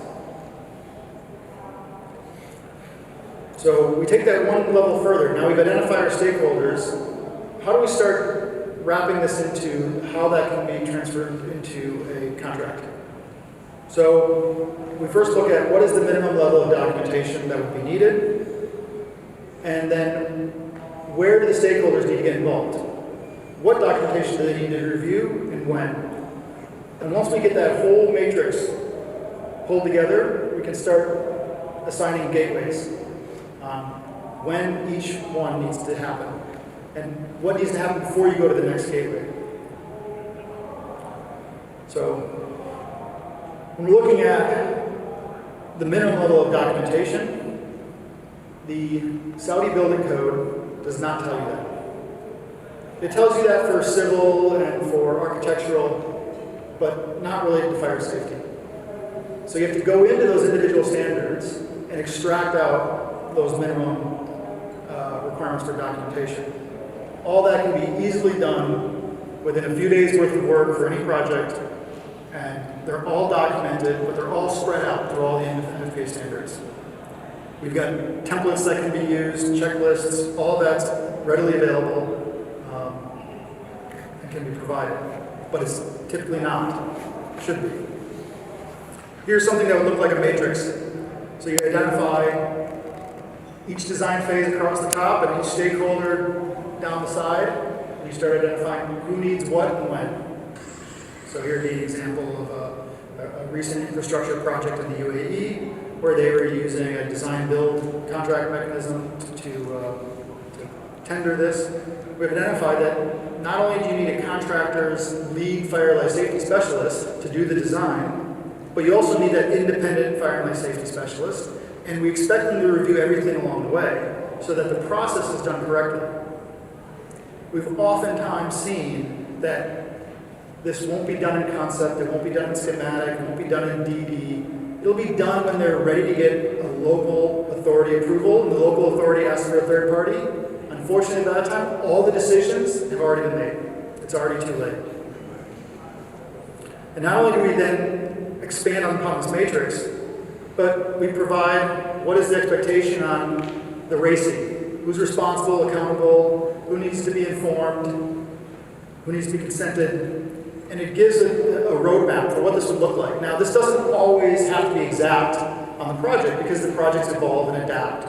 More stakeholders get added, some get removed, but at least it gives upfront the expectation on who needs to be involved from day one.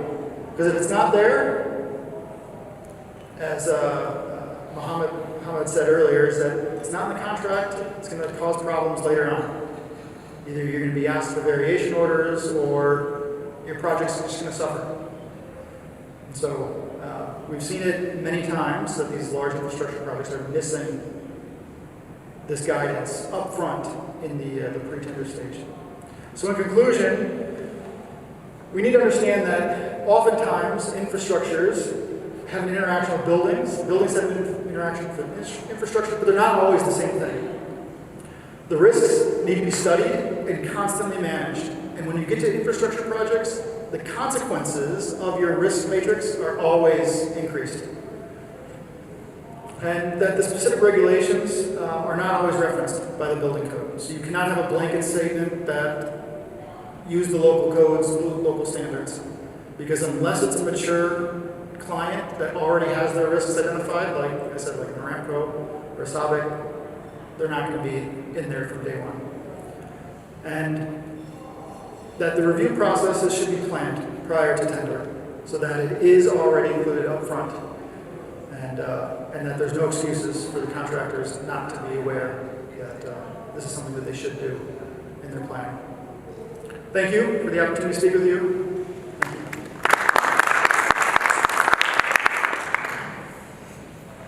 Thank you, Mr. Earl, for the insightful and wonderful presentation.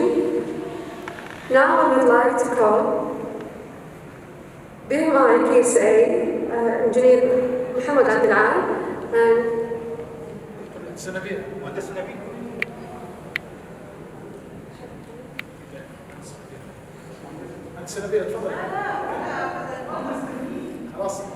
Engineer Nabil Al-Tunisi, please.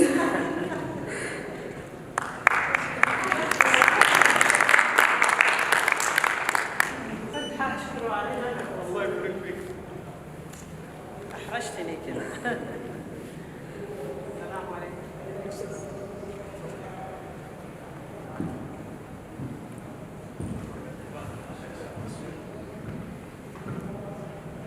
تفضل معنا.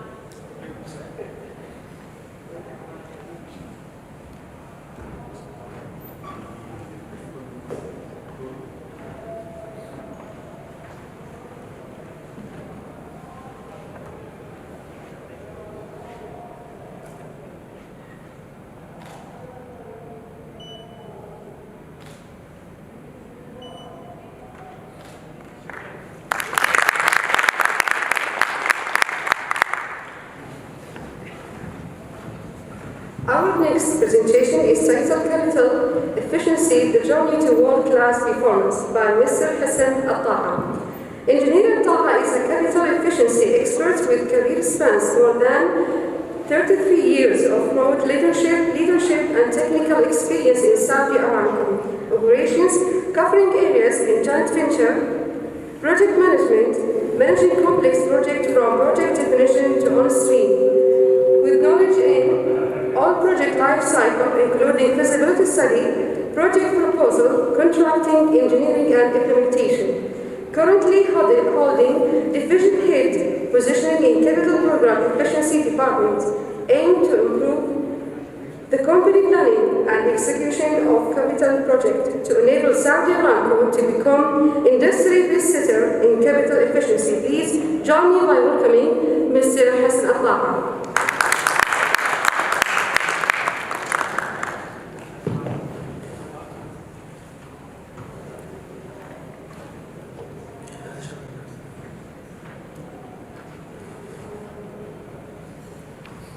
Okay, Assalamu alaikum. Thank you. I have to thank PMI KSA for giving me the opportunity to share with you this presentation. Of course, I have to thank you for waiting this long, and I'm keeping you from going home. So I will try to make this worth your waiting. What I'm going to share with you is how to build a structured approach or process to build a world-class project performance planning and delivery. This is what I'm going to share with you. This is the journey basically with the stops in it, and finally I will share with you what is the added value for implementing capital efficiency processes. We'll start, what I'm going to share in all the presentation today, somebody has touched a topic during the day, starting with the benchmarking. For a company to reach a world-class performance in capital efficiency, first they have to benchmark themselves against the industry. So know where your company is performing, or your organization, could be a government organization, versus the industry. And that basically will put you in somewhere. This is just a depiction of what the cost is. So maybe you are somewhere, this is the industry average, and this could be where the best in class. So first, partner with a benchmarking company to help you, and I'm just sharing some of those benchmarking companies.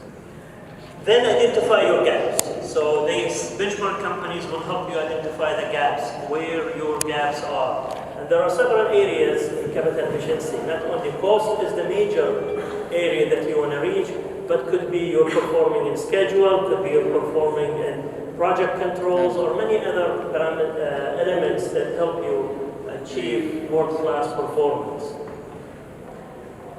Then set the objective. Identify on your roadmap where you want to be. So, for example, in terms of cost, let's say that you want to be the best in class. Some, they are so far from industry average, they just want to reach industry average. So either way, you make sure the company set that goal.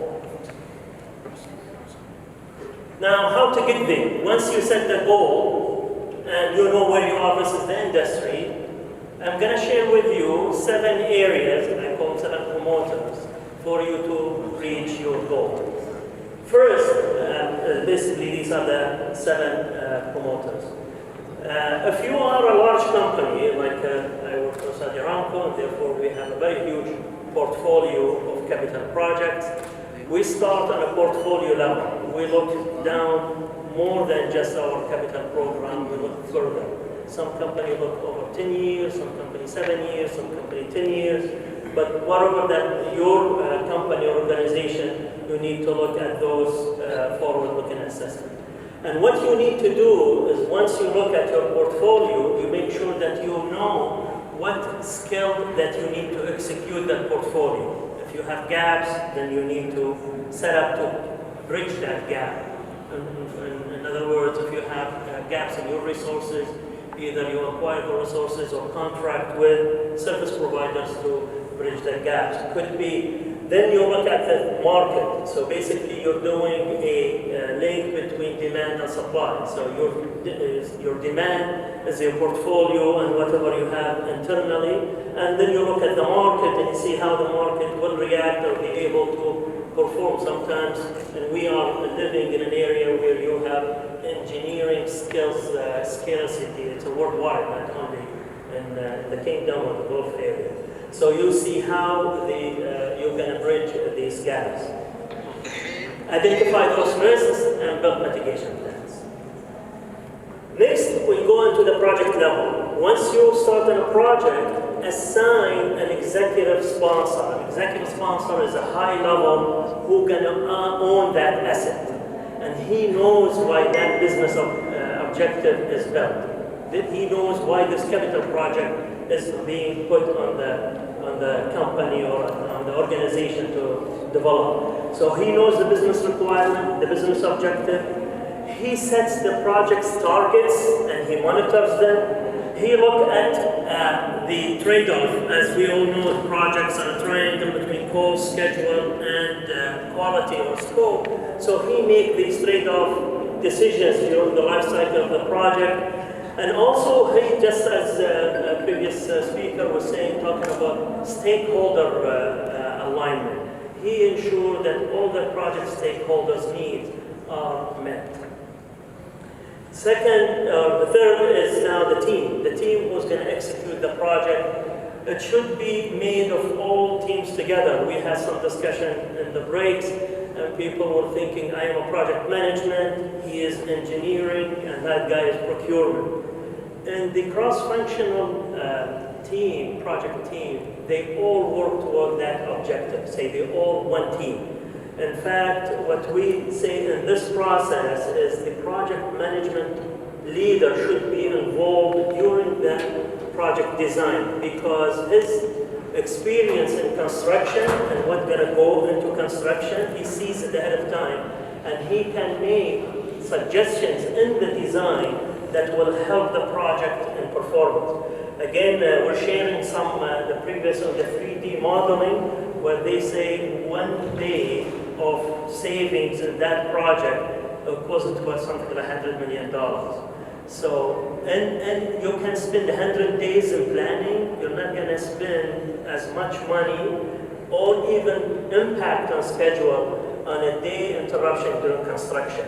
So, well-planned team work together in order to support timely decision-making. Of course, they are complying with all the standards and ensuring that all the required skills are identified and available on the project. Fourth is the gating process. This is basically a decision-making process. So every phase of the project is critical with certain activities and deliverables.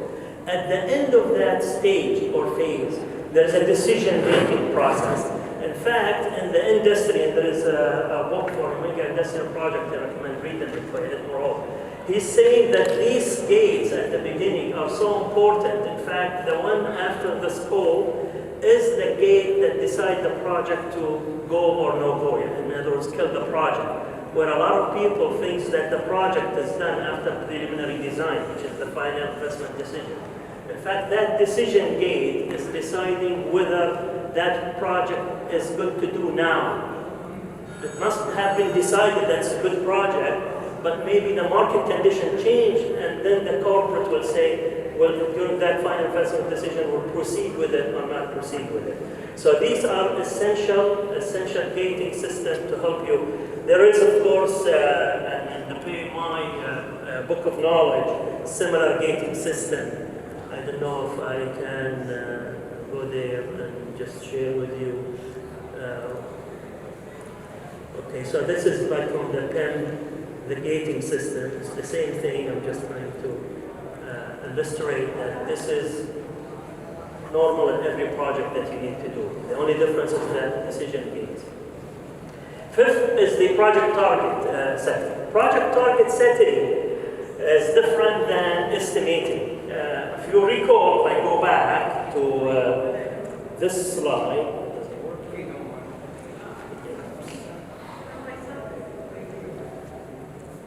yeah, I started with benchmarking. I said your corporation should benchmark your project, and you know where you are, right? So if you set your target to be here, so now when you do and you define your gaps and you decided where you're going to go, then the target setting is basically telling every project where it should be. Now, we know that we are performing on the average this much above industry in terms of cost, or how far we have gaps in terms of our controls, and we want to be world class. So on this project, you set this target, and if you run your estimates or your schedule, your cost, you're far off your target, then either you have a decision to make. Because I want to be world class, I'm going to go back to my scope, or better yet, leverage these technologies, what we were looking at this morning. This morning we have seen many technologies that help you accelerate schedule, avoid construction hiccups. So in order for you to have achieve your target.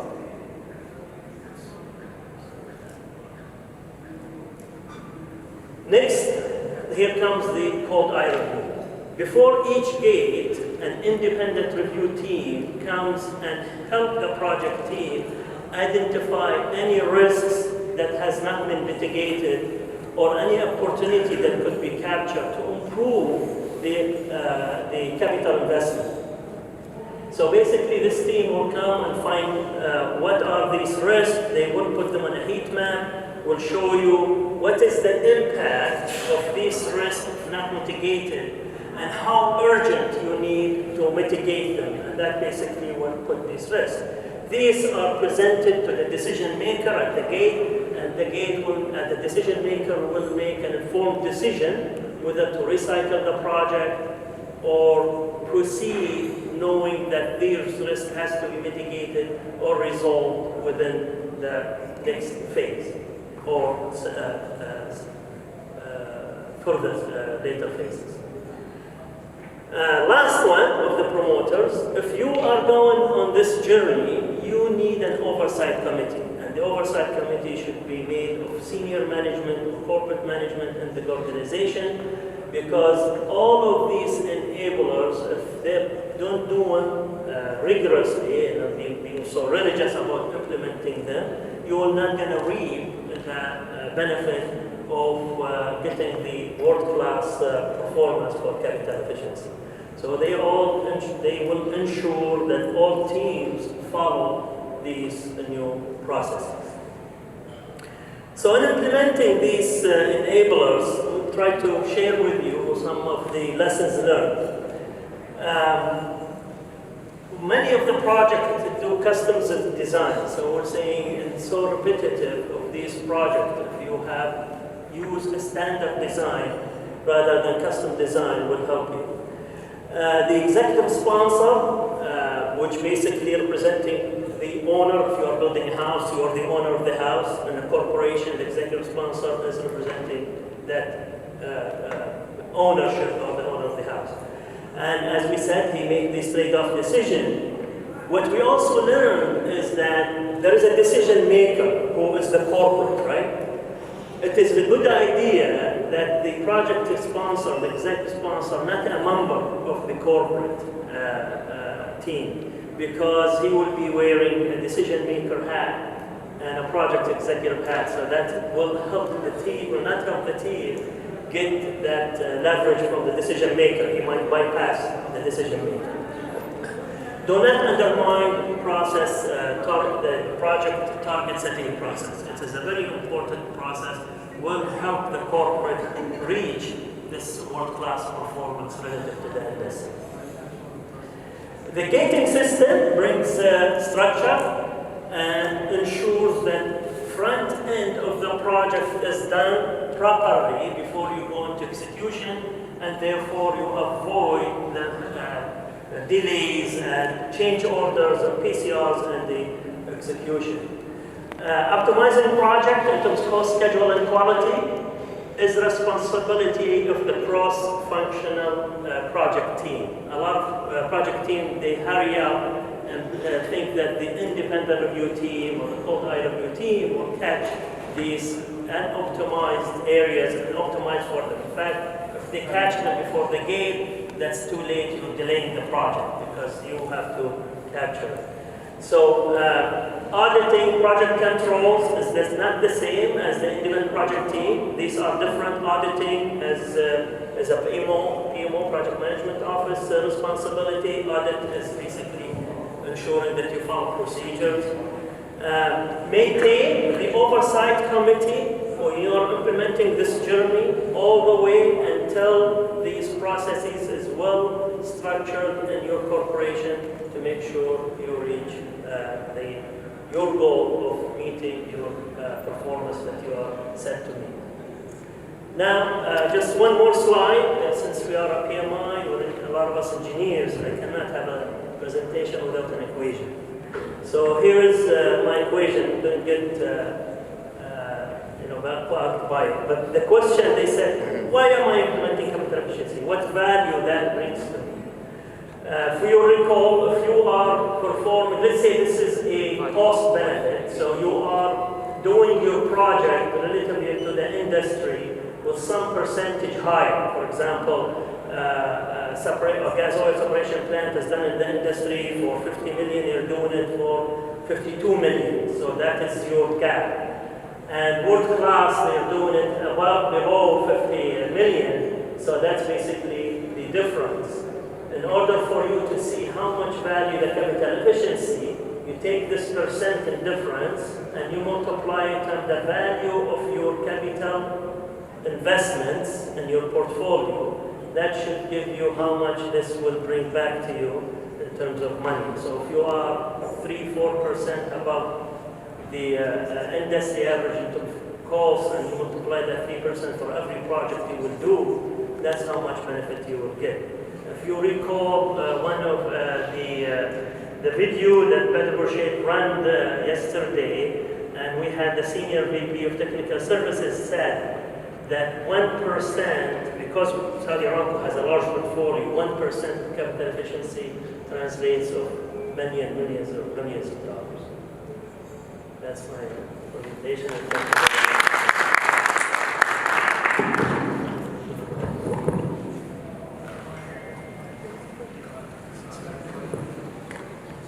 Thank you, Mr. Hassan Al-Taham. And I would like to call the BMI KSA to recognize our speaker.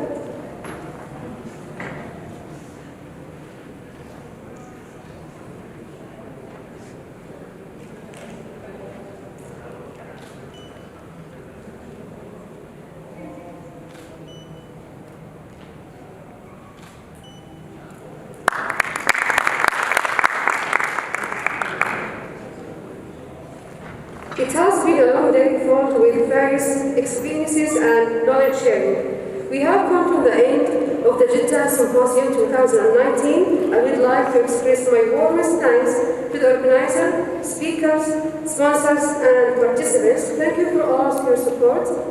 See you and goodbye. Ma salam.